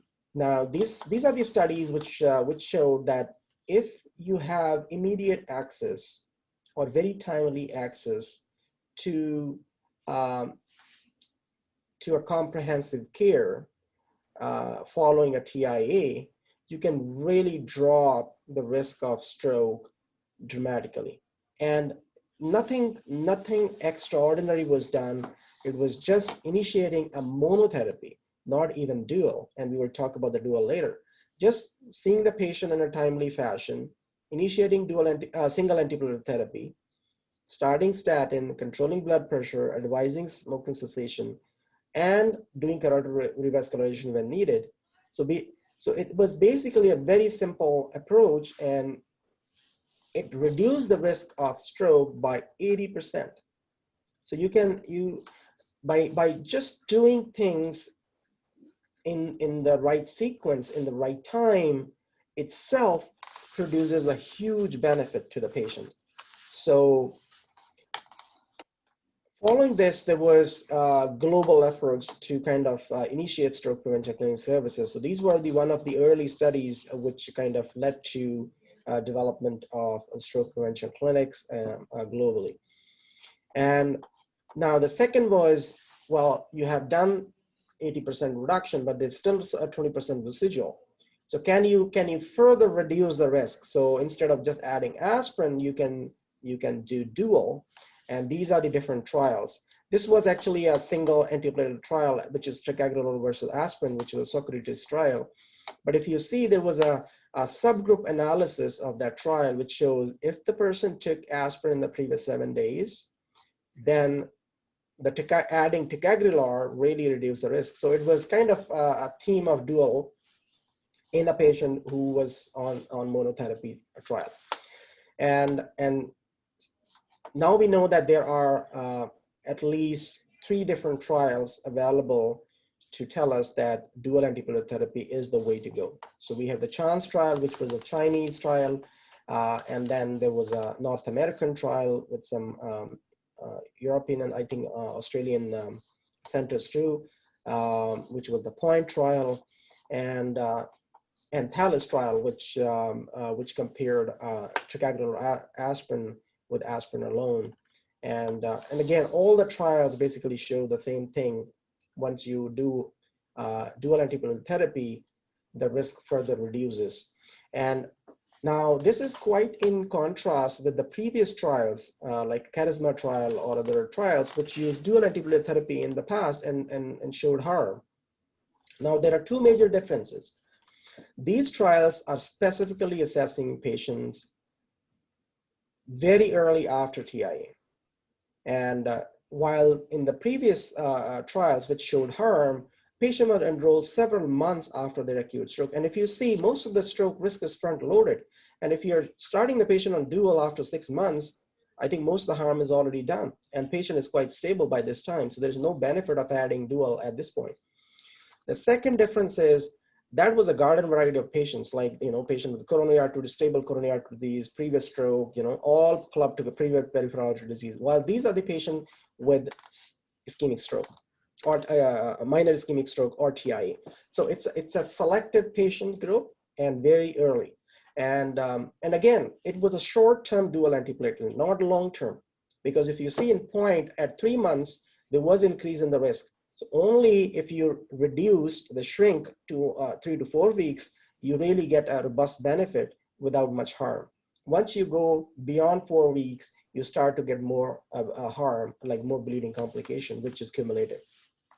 So these trials, they showed us that, early after stroke or minor stroke or early after TIA, if you start dual antiplatelet therapy, it is going to reduce the stroke risk by almost another half. So this was very, very important and very, very,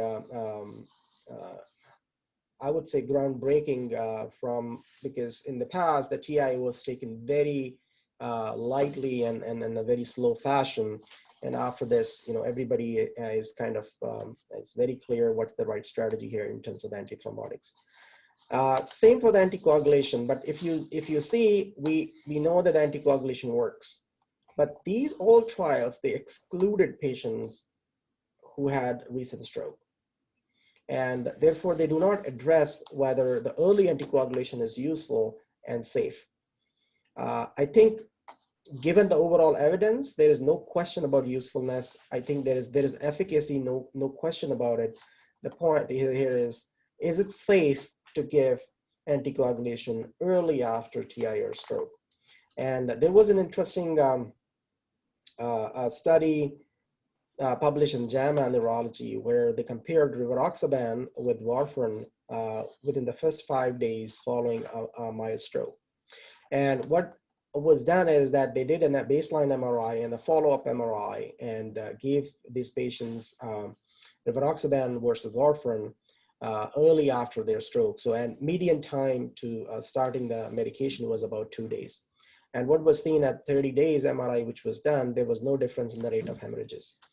But these were the patient with mild ischemic stroke. So those are the patients who have a smaller stroke and who have no or mild symptoms. So generally speaking, in patient who has a TIA or a minor stroke, and there's no big infarct, there's no hemorrhagic transformation, it is probably safe to start the anticoagulation early on.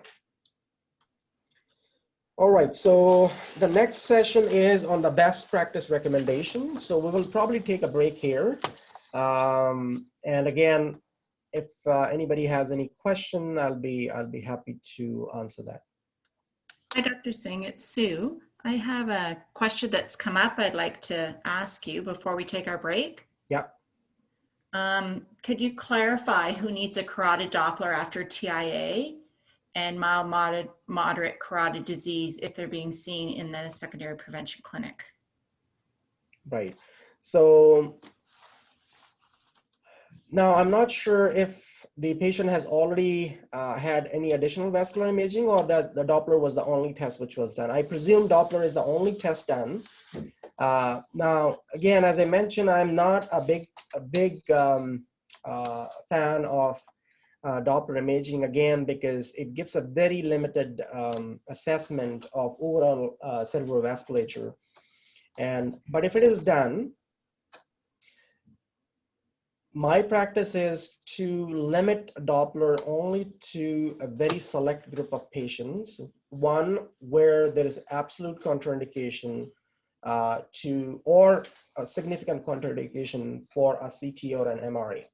Let's say a patient has a pacemaker and is a pacemaker dependent. So there's no question we will be able to do MRI. There are some centers who are able to do MRI, but then they need a cardiologist on board. They need to be ready with the crash cart and everything.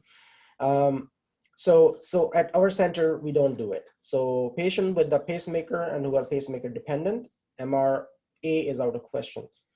Then you're left with this DSA and the CTA. DSA is not a preferred modality unless you're really intending to do some sort of intervention or you really need a very specific assessment. So that is out. So we are basically left with choice of a Doppler and the CTA. CTA is certainly my go-to. Now, if you are not able to do CTA for some reason, let's say patient has a severe kidney dysfunction or ESRD, but still not on dialysis. So these are the patients you will tip the balance by using contrast. Is one condition where I would use the Doppler. Now, the Doppler assessment is very prone to interpretation, error prone. So one issue is there might be mild to moderate athro, but then there would be a severe stenosis. If you get this kind of a result, always make sure it's not the angulation or the tortuosity of the vessel which is causing erroneous reading. The other situation is absolutely no athro, and it is commented that patient has severe stenosis. So that is a situation which can happen in patients with either dissection or in patients who have a fibromuscular dysplasia. So again, it's very important if you have a good operator and a good radiologist who's reporting it, and if it is mild to moderate athro, you can just do a medical management if the degree of stenosis is less than 50%. And while if it is more than 50% and you think that is the hemisphere which was symptomatic and there's no other competing etiology, then these patients should be referred for the carotid endarterectomy or stenting, depending upon local availability of the service. So I'm not sure whether it completely answers your question. Yeah, I think that was really great. I have a couple of more questions that popped up that I'd like to ask before our break. Yeah. The follow-up is, if a patient had a CTA arch to vertex, are there any scenarios where a Doppler is still needed? Well, there might be one or two scenarios. I would say 99%, if you have a CTA, there's absolutely no indication for Doppler study, except where you have a situation where patient had a right hemispheric TIA and you ended up doing an MR, which shows a diffusion lesion. So it confirmed that definitely there was an embolic hit to the right hemisphere. And now the CTA assessment shows that the stenosis is about 45%.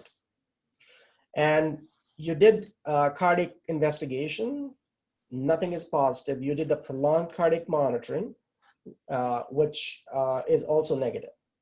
Now you're left with two choices. Either you have to still assume that this carotid is symptomatic.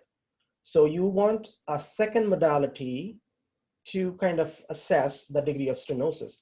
You can either use an MRI or you can use a Doppler. If you're using a Doppler and if the velocities are in the more than 50% range, then you can make a case that there is some discordance between the two modalities, but the flow is in keeping with, and again, making sure there's no significant tortuosity or other factors, interfering with the interpretation. You might make a case for carotid endarterectomy. The other thing which I do in these cases where there's a borderline scenario is I do a carotid plaque imaging. And what I look for is, I look for three features. I look for any intra plaque hemorrhage. Two, I look for the surface defects, and which can also be actually obvious on the CTA, where you might see the ulceration. And I'll see if I can pull out any of the images to show you guys.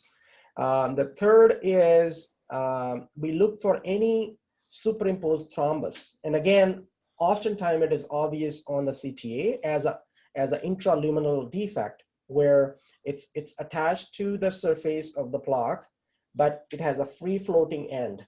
And therefore you see what we call as donut sign, where you see in the center, there's a hypodensity, around that is the contrast. So if the patient has one or more of these features, I will say this is an active carotid. And some people use the term hard carotid. So this is an active carotid or hard carotid, and I think possibly that's the culprit lesion, and we should operate.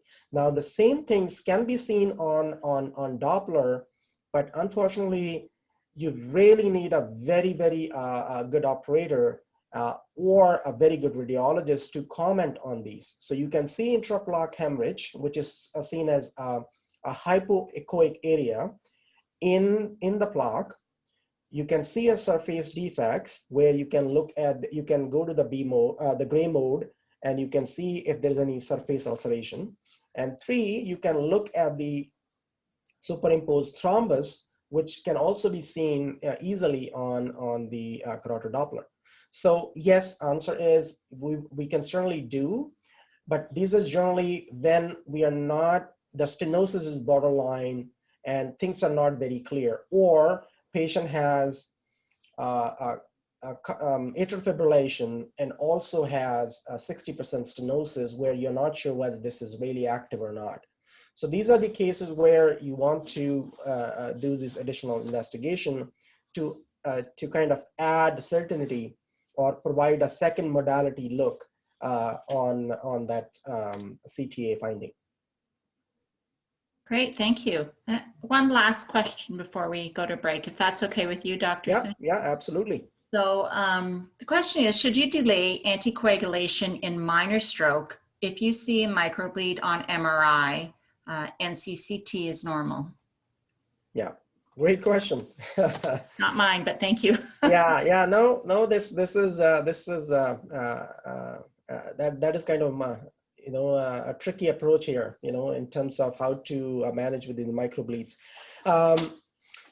So the question here is, that there is no obvious bleeding on CT, but you ended up doing a MRI and it shows a microbleed. It really depends on the number of microbleeds, and two, the pattern of microbleeds. So if you have an infarct and there's a one microbleed, which is unrelated to the infarct, absolutely go ahead, you can treat it. As long as patient doesn't have any deficit, like patient is otherwise behaving as a minor stroke, there's a small stroke, and there's one sporadic, microbleed. The second is bleed is in the infarct, still you're okay to go ahead. The problem comes when the number of microbleeds is over 10. Between 5 and 10, there is not a huge evidence based on the meta-analysis of the observational studies that any antiplatelet or anticoagulation really interacts. Less than 5 is single, or less than 5 is fine. You can treat as if there is no microbleed. Between 5 and 10, there is some evidence, but overall it's not a robust evidence. So you can probably still go ahead. Over 10, caution, you can discuss things with patient and say, that there's a risk of hemorrhagic complications. So I would say, if the patient is really high risk, let's say, patient has persistent AFib and has embolic stroke, then even with more than 10 microbleeds, I would still go ahead with the early anticoagulation, provided all are not lobar and there are no other markers of cerebral amyloid angiopathy. And if you have questions about that, we can talk that too. So because cerebral amyloid angiopathy is one condition which can manifest with microbleeds and can coexist with other ischemic strokes. And when that is present, or significant markers of that condition is present, then you need to be very cautious, because once you start these patients on anticoagulation or antithrombotic, they are at very high risk of having bleeding complications. So apart from the CAA scenario, or if the microbleed burden is very high, which is more than 10 microbleeds, in most of the scenarios, I think we can safely do it as long as there's no additional contraindications. Very good, thank you. How long would you like a break for? Maybe, so it's 3:51 on my watch. Yes? Let's reconvene at 4. Great, so we'll start up again at 4. People want to just keep themselves mute. And again, the next part is the best practice recommendation. We will quickly go over them, and because intent would be to discuss some cases. And I have many cases. I don't think I'll be able to go over all the cases, but I'll show you probably 2 or 3 cases, and then we'll be probably done. So I'll probably need another 30 minutes. Great, that sounds good. Thank All you. right. Break Thank till you. 4 o'clock. Thanks.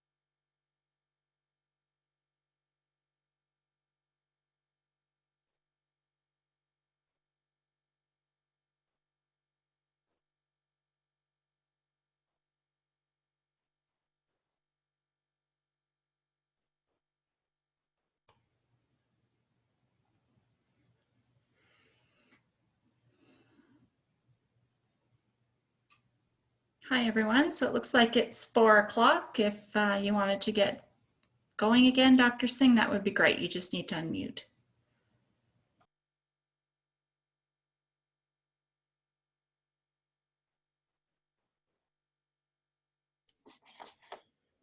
All right, so welcome back. So this, I'll give a quick overview. I think most of us have read the best practice recommendation, but I just want to highlight a few things or revise a couple of things before moving on. Okay. So if you see the prevention aspect entails the risk factor modification, and if you look at this picture, and there is a combination, it's a spectrum where you start with the primordial prevention early on, and then you go for the primary prevention where the risk factors are present, but the disease is still not, hasn't yet started. And then you go for the secondary prevention once the disease becomes symptomatic. And depending upon the vascular bed, you might have, a stroke. It could be a coronary disease, or it could be a peripheral arterial disease. And so I think this part is very crucial because the primary prevention is also part of the secondary prevention, and it includes the components of the primary prevention. And largely it is a risk factor modification.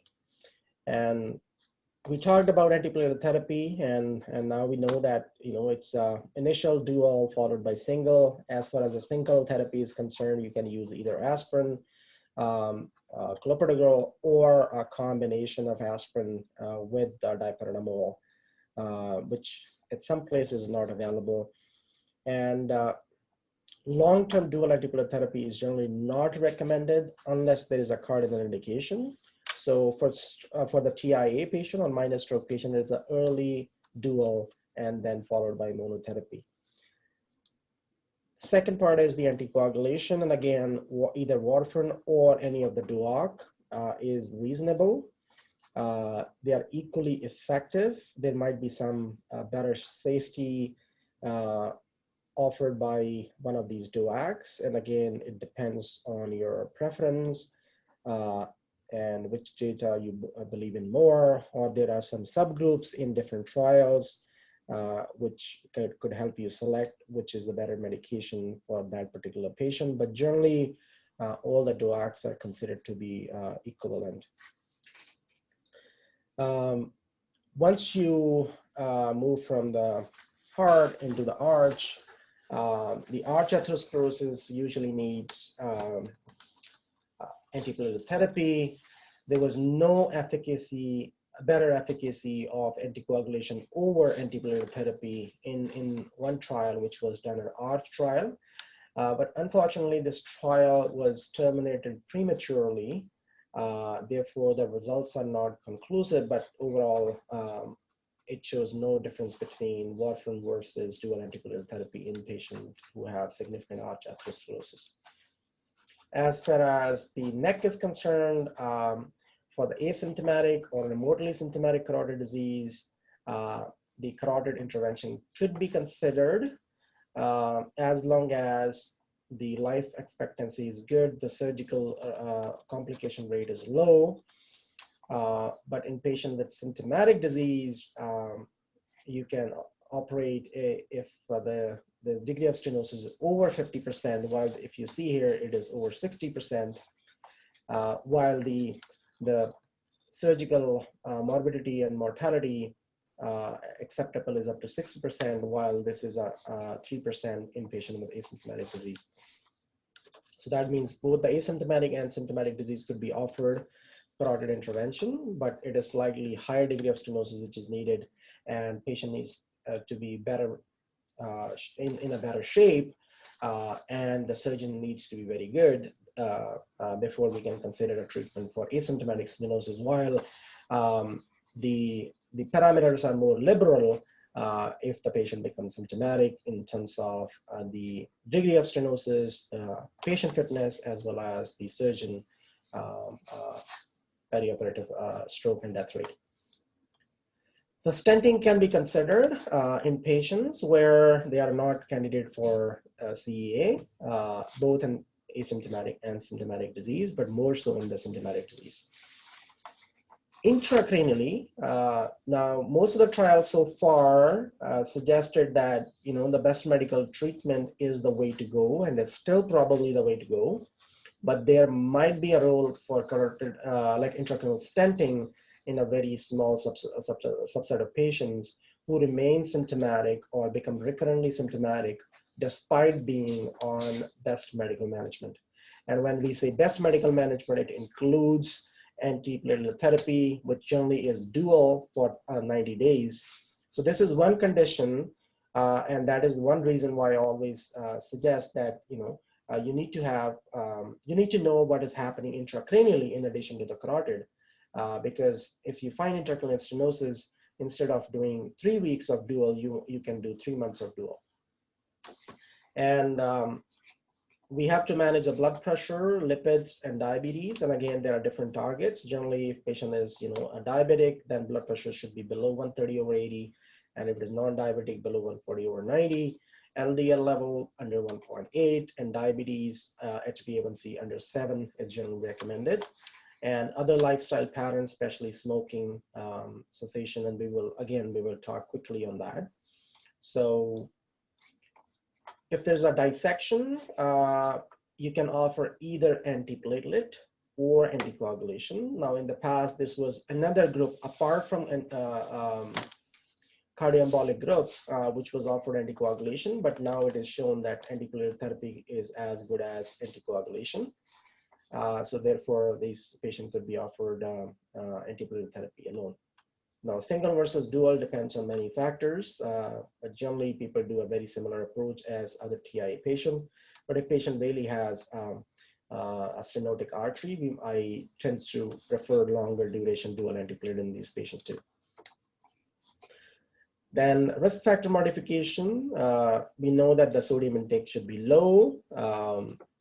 There should be regular exercise and weight reduction, keeping the BMI within range. Smoking cessation, alcohol in moderation, avoiding recreational drug, and generally the estrogen-containing oral contraceptive therapy or hormone replacement therapy should be discouraged or discontinued. And the target blood pressure we already talked about. It depends on patient is diabetic or not.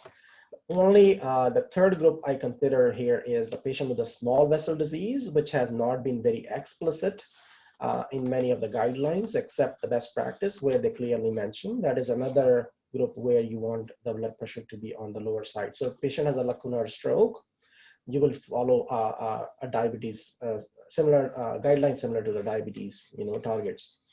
While if it is a non-lacunar stroke and patient is non-diabetic, you will follow 140/90. And HbA1c we have talked about under 7, and dyslipidemia we talked about. Generally, the best practice recommends less than 2 and less than 1.8 only if there's a combination. So say if patient has a stroke plus coronary artery disease, so it's called polyvascular disease or double bed disease, we can go for a more stringent target. But there is now a recent trial which was published, I think, in 2019, which showed that less than 1.8 target in general for stroke patients might be a reasonable target and actually provides additional stroke prevention. Okay, so now we'll discuss a few cases. Now this is a very interesting case I actually saw a couple of days ago. And sorry, I'm mentioning the name here. I should not be.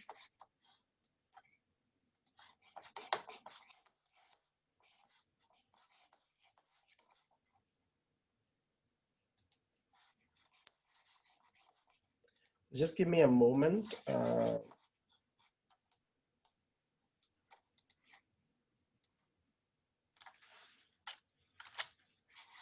Okay, so I think that's fixed.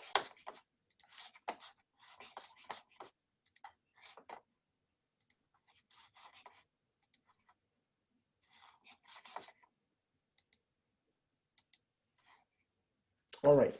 So this is an elderly gentleman who actually presented to the emergency department with symptoms lasting for about 6 hours.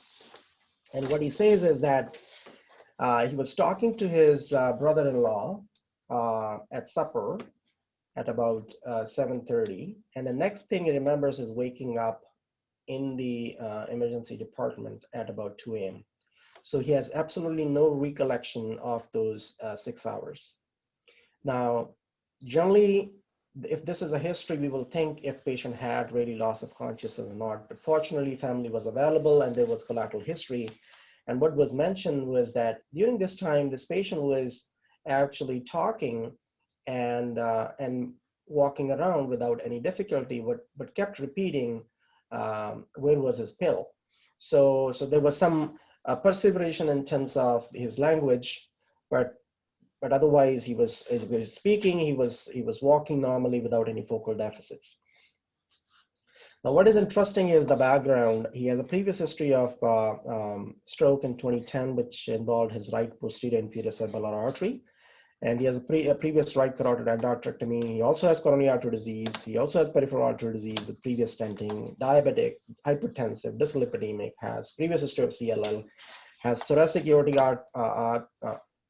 arch aneurysm, which is quite large, with a ton of thrombus in it, with aortic stenosis.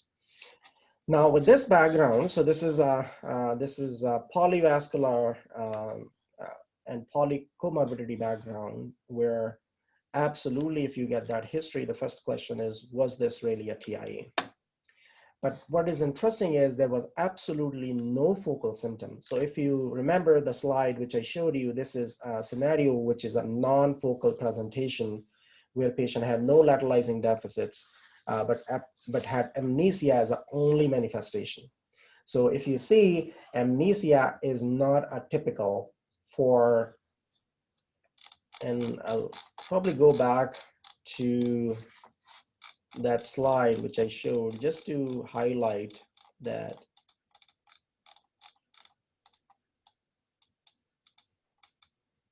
There you go. So if you see here, usually not a TIA is the amnesia. So again, using that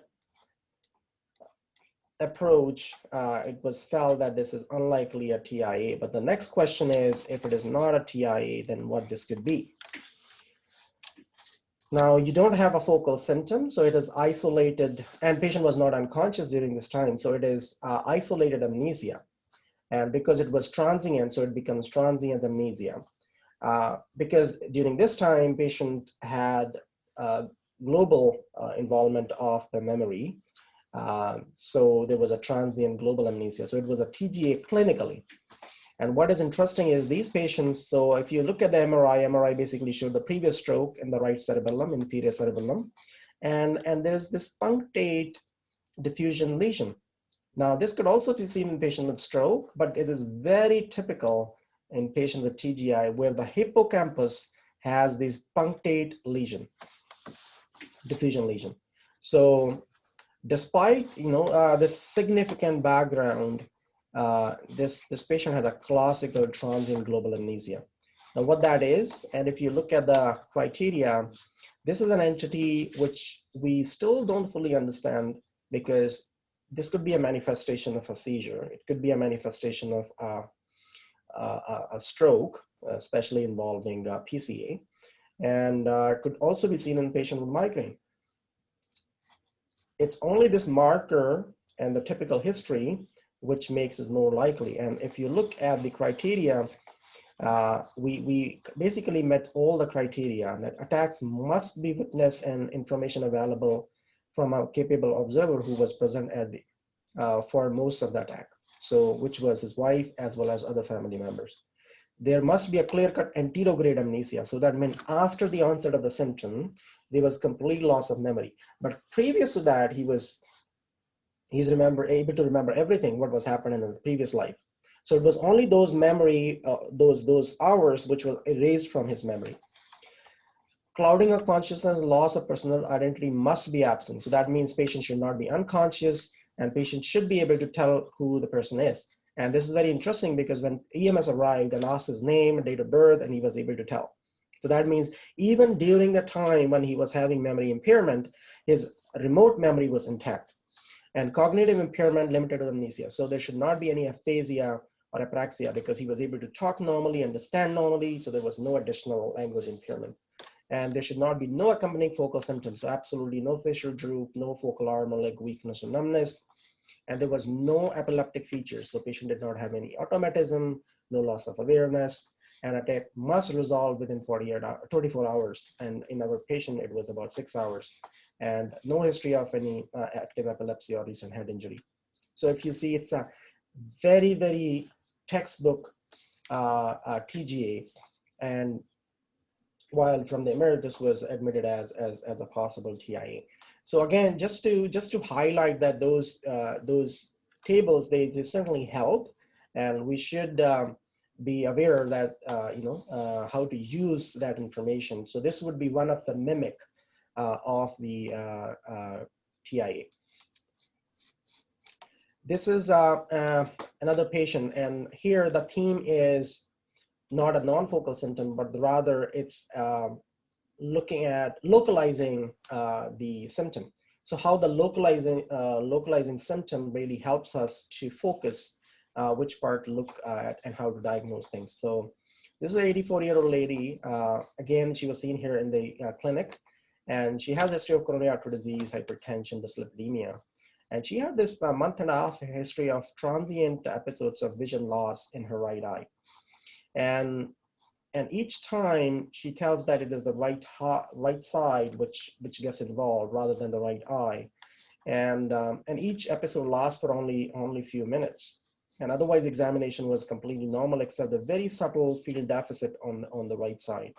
So again, a very important history is when somebody says right eye, we should not presume it is the right eye because most people are dominant, right hand dominant. So they might say just the eye while it could be a visual loss. So asking a patient that it was the like a curtain or they were missing things on one side is highly suggestive that it could be a field loss rather than one eye where they will say it was a bloody vision in the entire eye. So the question here was, this patient was referred as amaurosis Svijax. So the question here was, is there any carotid disease? But looking at this picture, I said, this is not a carotid, this is not a retinal symptom, this is a likely occipital symptom. So therefore, our interest was, because the patient had right-sided, right hemianopic symptoms, so the intent was to look at the left occipital field or the left PCA. And you can see here on the non-contrast CT, there is a nice calcific ambulas sitting in the left posterior cerebral artery. And there is also a calcific emboli higher up. So there are calcific emboli in the left posterior cerebral artery distribution. And now this is a CTA which confirms that this is indeed in the artery, but the flow distal to it is good, so it's not completely occlusive. But there is some degree of stenosis. So what this patient was having was actually recurrent TIA in the right, in the left posterior cerebral artery distribution with recurrent vision losses. Now, if we are just going with the eye story, you would look at the carotid bifurcation, which was clean in her case, and you would say, well, there's no carotid disease there. And so we don't have any obvious explanation. It is either it is not a TIA, something else, or there could be something ocular there. But actually, this patient had a clearly posterior circulation TIA happening in the PCA territory. And this is the MRI, which always helps. And you can see here they does subacute infarcts in the PCA territory, again confirming that this is indeed the symptomatic territory. She was started on dual antiplatelet therapy, high dose statins. The episode gradually reduced and never had an episode further. This is her Doppler. So again, why I'm not a big fan of Doppler. So it says, the velocities are 60 to 49% on this side, 50 to 79% on this side. And now what to do with this information, while CTA was not concordant with this. And so that was less than 50%. So now what to do, the ultrasound says it's probably 50 to 79%. CTA says that it's not it's probably 50 or less than 50%. And you have a symptom which are possibly suggesting amaurosis fugax, but instead of the left, it is on the right eye, which has only less than 50% stenosis. Like what to do with things are very discordant. It is not making any sense. If you know that, if you localize the symptom properly, you can look at the right brain area and right artery, and you have the diagnosis there. So again, learning point here is that we have to distinguish is the monoocular or the eye symptom versus the field symptom, which is occipital, and order the appropriate investigation. Because if it is an eye symptom, that's fine. You can get away with the Doppler. But if it is a hemifield symptom, the posterior circulation cannot be seen on the Doppler. So if you really do the Doppler, it's not going to tell anything about that PCA calcific emboli. So it's very, very important to recognize this. Now let's go to the hemispheric part. And so this is 93-year-old. This is the gentleman which we discussed. So I just want to add one point here is the follow-up. So this was, he had the AFib detected subsequently and started on anticoagulation, and he never had any subsequent recurrences. So again, I wanted to highlight that the large vessel occlusion can present with recurrent symptoms or TIA-like symptoms. This case is again quite interesting. So 84-year-old gentleman who had multiple vascular risk factors and had a usual the speech motor TIA. And examination basically was unrevealing from the systemic standpoint, while neurological examination showed some field issues. Here, if you see the CTA, I really want to highlight on a few things. One, I wanted to highlight the Mca distribution. So this is the Mca. It is actually a trifurcation. You can see 3 branches, and the superior branch has a tight stenosis here. And there's also a tight stenosis in the ACA branch. So this person has Mca as well as the ACA stenosis. Now, extracranial imaging will not give you any idea about that. And if you see, this is a coronal reformat, sorry, the sagittal reformat, you can see it's a nicely beaded ACA, which is stenosed at multiple segments. Now, if you do a carotid Doppler on this person, you will get absolutely no information about this ACA being so severely stenotic. Again, another reason why we should do CTN. We did multi-phase CT on this gentleman. So this is the phase 1, this is the phase 2, but this is the phase 3. So what we do is run the CTA 3 times. And what you can see here on the phase 2, there's a hang up. You can see here, there's a washout of the contrast on this side, while the vessels are holding contrast on this side, suggesting there's a slower transit, and which is again because there's a proximal blockage there. And this patient was started on dual antiplatelet and high dose statin, so everything was appropriate. But he comes back again with the symptom recurrence, and this time the symptom persisted. So he received TPA and developed the small hemorrhage, but fortunately did not deteriorate. And this is a follow-up MR, which shows that he developed this infarct, which is in the wide matter. So it's neither in the ACA territory nor the MCA, it's a watershed. So this is called internal watershed infarct. And usually if you see this, you should go back and look at your artery and make sure there's no significant stenosis. And fortunately, this guy had a good recovery, and he had a follow actually after this, and he's doing well. So again, the large vessel disease can have a watershed infarcts. And if you get a recurrence in the same territory again and again, like a same symptom coming back again and again, think about large vessel disease. It could be occluded, it could be stenosed. And this is the internal watershed infarct. And we should also be aware that sometimes if there's a recurrent symptoms of same nature, this could be seizure, because stereotypy is also a feature of seizure. So be aware that there's a differential of mimic here too. All right, and any question in any of these patients? So I think phenotyping the TIA is important. That's what I'm trying to highlight, that it's not only just knowing the symptom that this patient has motor TIA. It's important to write it, localize it to the right hemisphere or the right location in the brain, and then initiate appropriate investigation.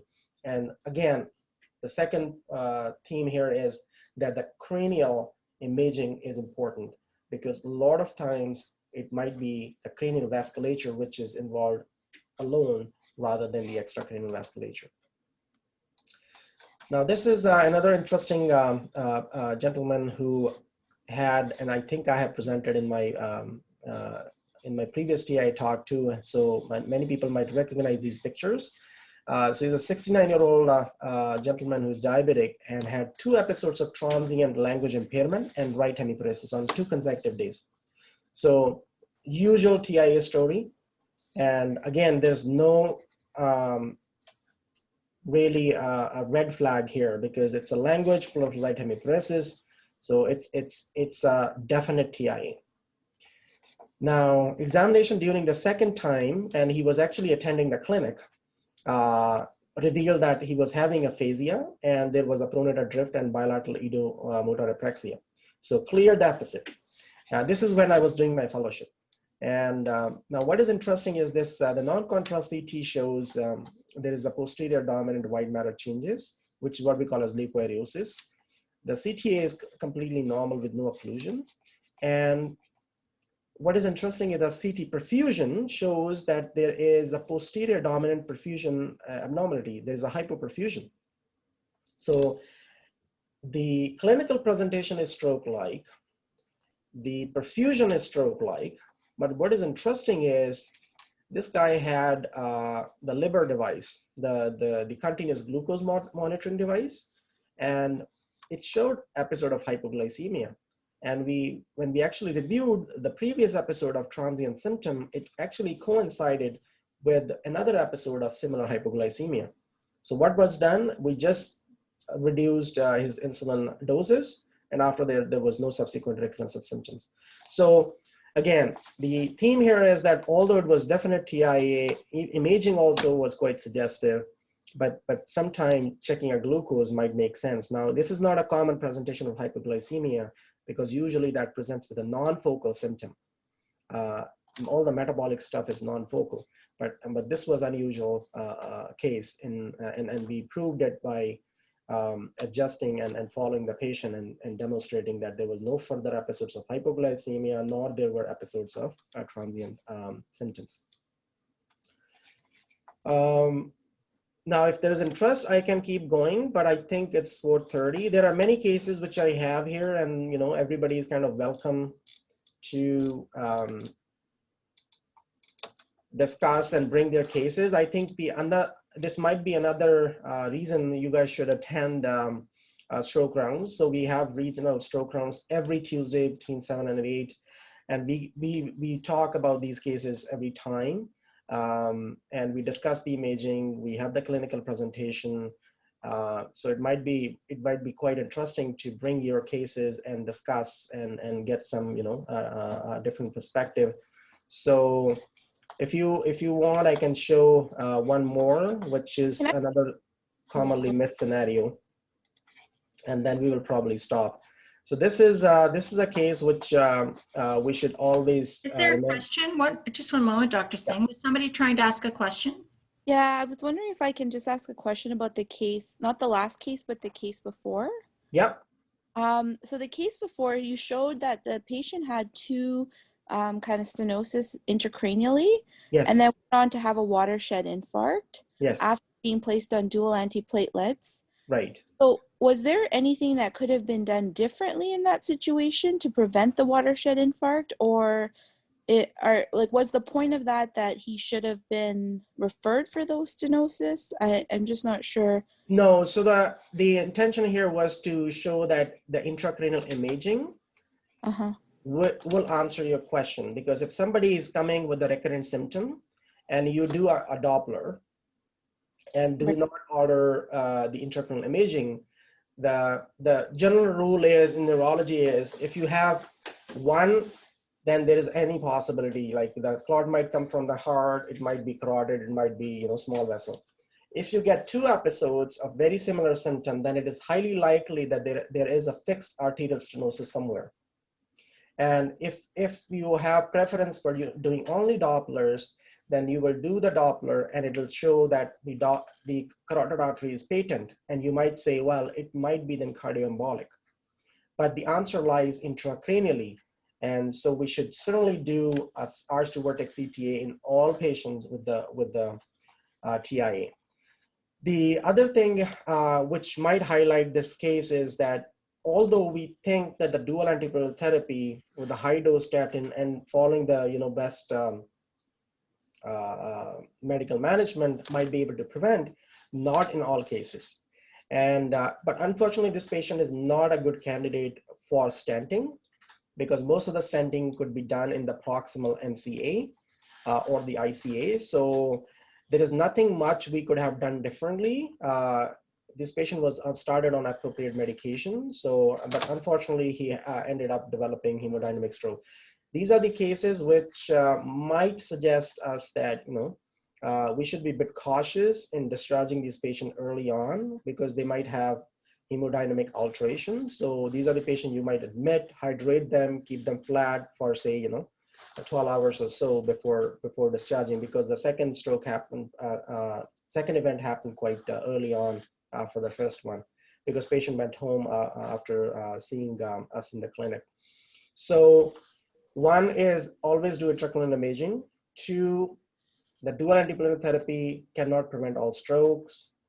3, we should be open for any additional therapeutic options in case patient has a recurrence on dual antiplatelet therapy. Now, this patient was not, but if this was only the left MCA stenosis, we could have offered him a stenting. Okay, thank you very much. All right, so there's one case I will just show, which is this. I'll focus on the imaging. This is often missed. This is called carotid web, and it's a small protrusion into the posterior wall of the intracarotid artery. And many times the radiologists are not aware, because it's not causing significant stenosis, so it's not even reported. But this is one of the conditions which is quite high risk and cause recurrent emboli to the brain, because it forms a cul-de-sac here in the carotid artery. So this is a very similar situation as the atrial appendage is for the left atrium. For the carotid artery, this is like a appendage here. So, and these patients keep having a recurrent emboli to the brain, while the reports might say, the Doppler might say, you know, there's no stenosis, there's no athero. The CTA and the MRA, if not read properly, might say there's no significant stenosis, while the answer lies here. And if you remove this, the patient becomes symptom-free. So it's important to be aware of this. And the other situation is what we call a Hunter syndrome, where there could be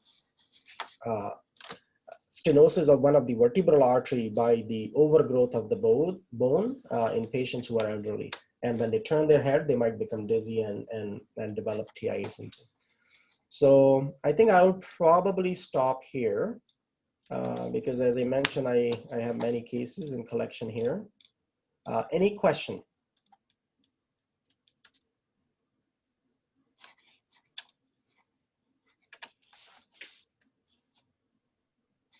No questions in the chat. Anybody want to unmute and ask anything of Dr. Singh?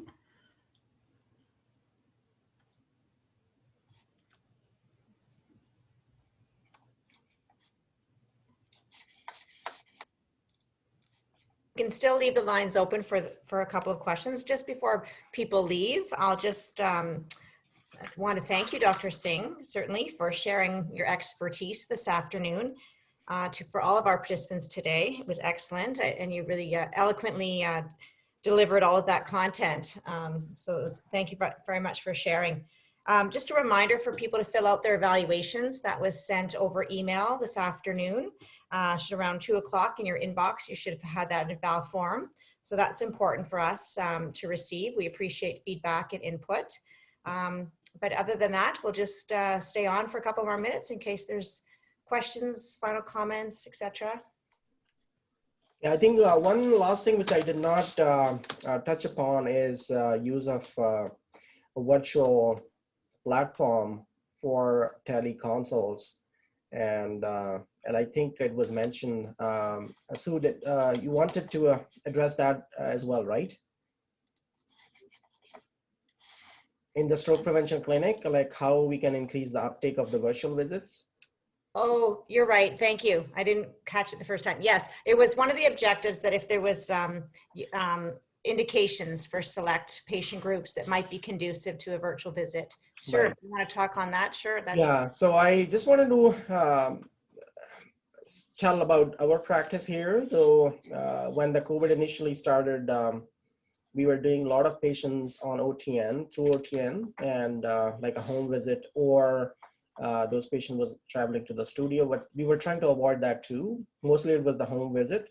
It's a good platform, the OTN platform, to be used for the home visit, or the home video visit, I would say.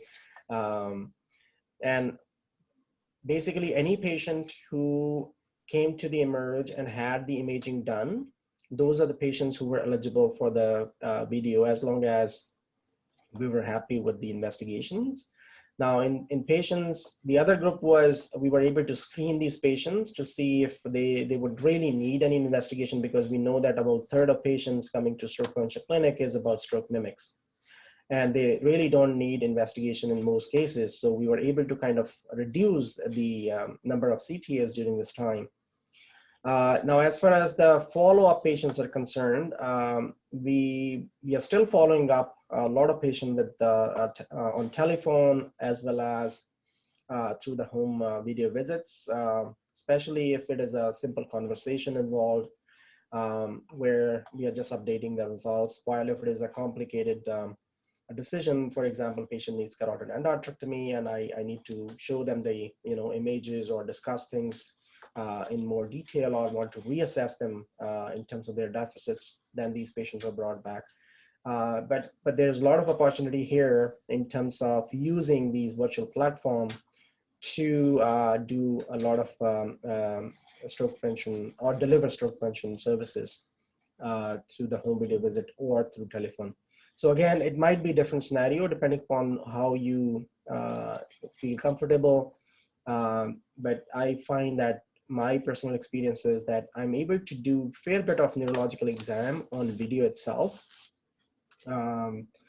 So again, if you want me to discuss how we do it, I think everybody has their own style, but like for visual field, I have my own technique here. And you can always assess the pronator drift, the speech you can assess. You can assess the facial droop, you can assess the patient walking. So basically you can do most of your physical exam, except you won't be able to auscultate or adhere to the carotid buoy or really do a fundus exam. But I would say 70% of the exam could possibly be performed on the virtual platform. Again, it's not very accurate, but it gives you a good sense as to whether this patient really needs help from the rehab standpoint or anything else. All right, so final opportunity for those still with us this afternoon to ask any questions.